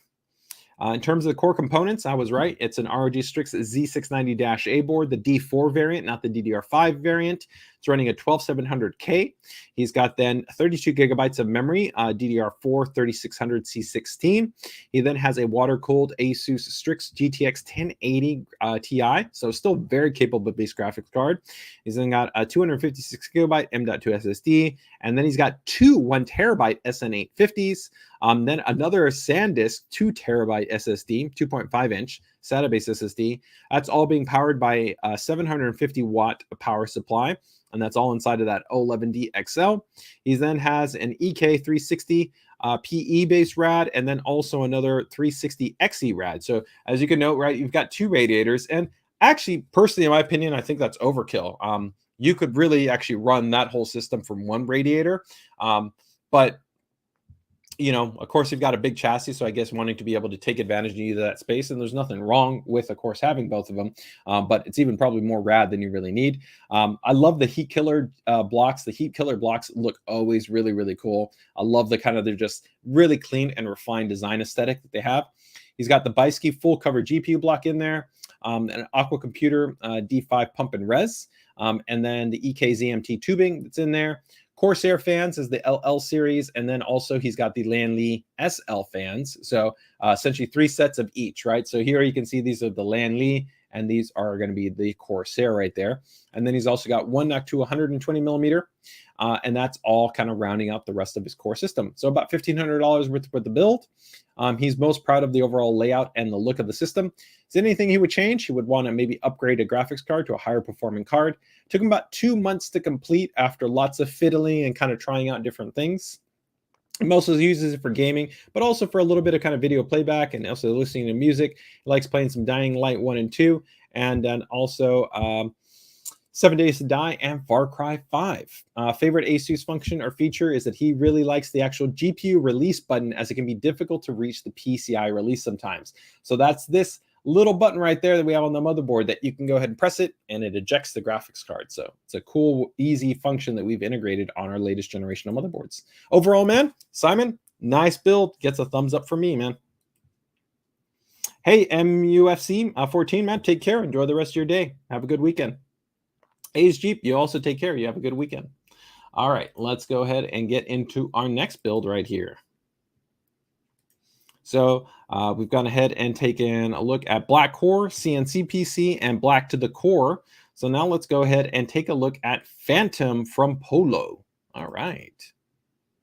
It's a cool name. I don't think I remember actually anybody having Phantom before.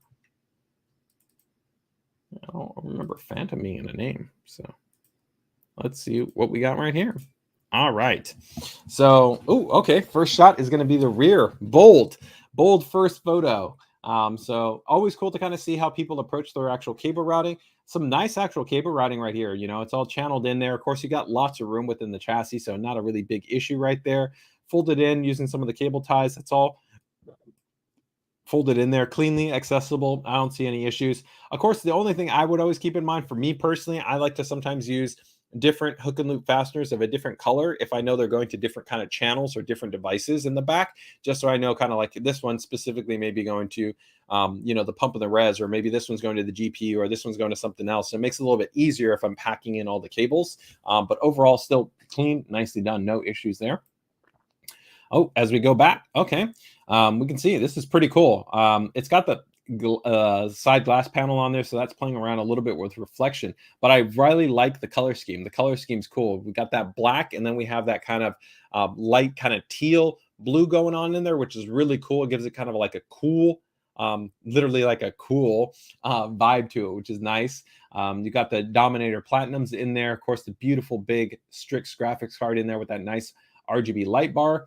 Nice kind of clean job there on the, of course, cable combs for everything that we have situated. And you can, of course, see you got tons of Lian Li Unifans, which makes sense for the chassis. All the way around, nothing to gate on. Looks good, looks clean, looks well executed. And, of course, got a little bit of customization there for the GIF animation. So here we go to black. And I really like the way it looks with nothing lit up. It's super industrial, like right here. But I might even like this more than any of the RGB lighting. I just love seeing the black on black tones throughout the whole thing.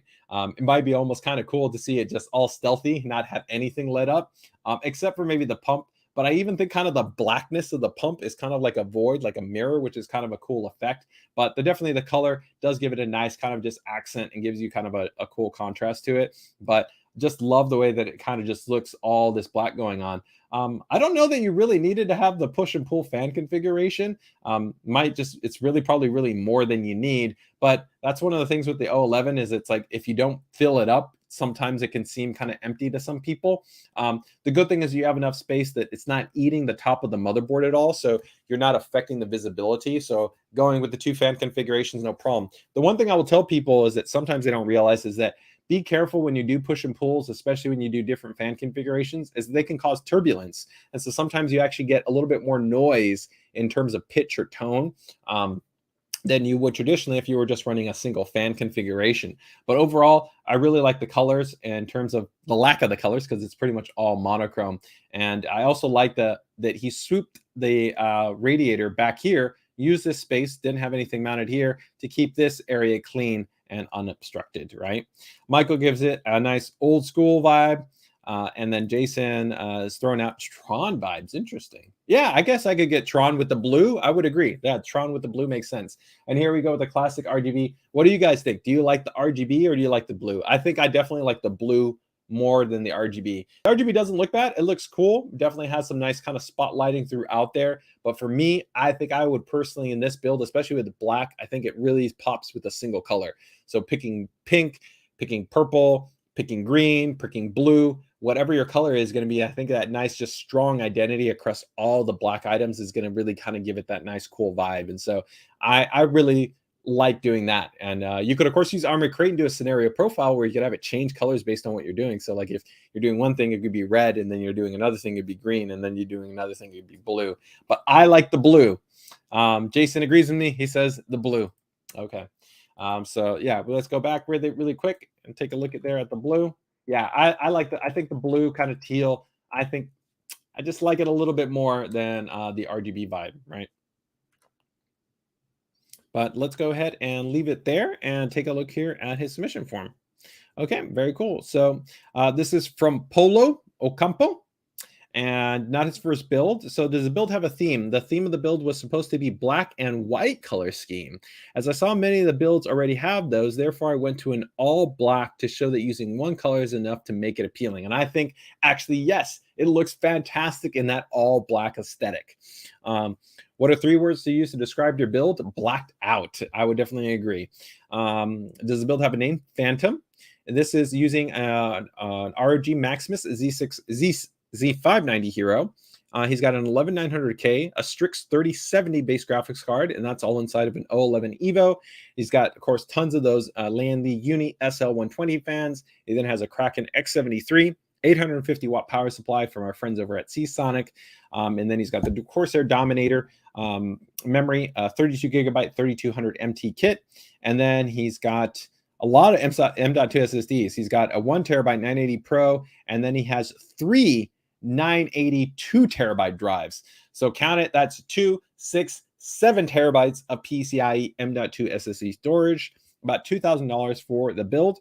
What is he most proud of is the overall cable management. Is there anything he would change about the build? I would choose to get the Ryujin 2 so that I could have it be full ROG. You're not going to get any complaint from me there, man. I think that would definitely be very cool.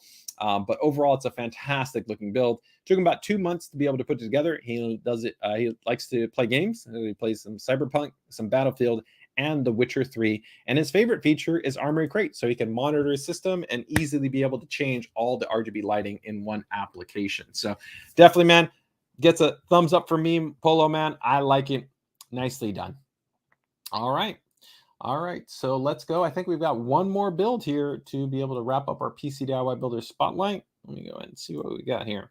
Yeah, we've got from LD Tech. Yeah, actually, LD Tech had a build last week, and I believe, if I remember right, the name might have been LD Mod 07. Excuse me, 06. So this is 07. So this is the follow-up. I might even have still the pictures for 06. So maybe it might be cool to kind of do an 06 to 07 kind of comparison, right? All right, let's go ahead and take a look here at LD Mod Tech and see what Lewis is bringing to the table. Lewis is a fantastic builder, brings really a fit and finish and polish and execution that's top notch there. Beautiful work. So let's go ahead and take a look at this beautiful build. Oh, I just love it. Just look at the colors.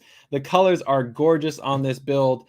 Absolutely love the color blocking that we have here. So color blocking is kind of taking one color and it's at a contrast to another color, right? So here we can see that if the system was all just this kind of synthwave color scheme where you had the kind of the pink and the purples and along with a little bit of blues, it would be beautiful, right?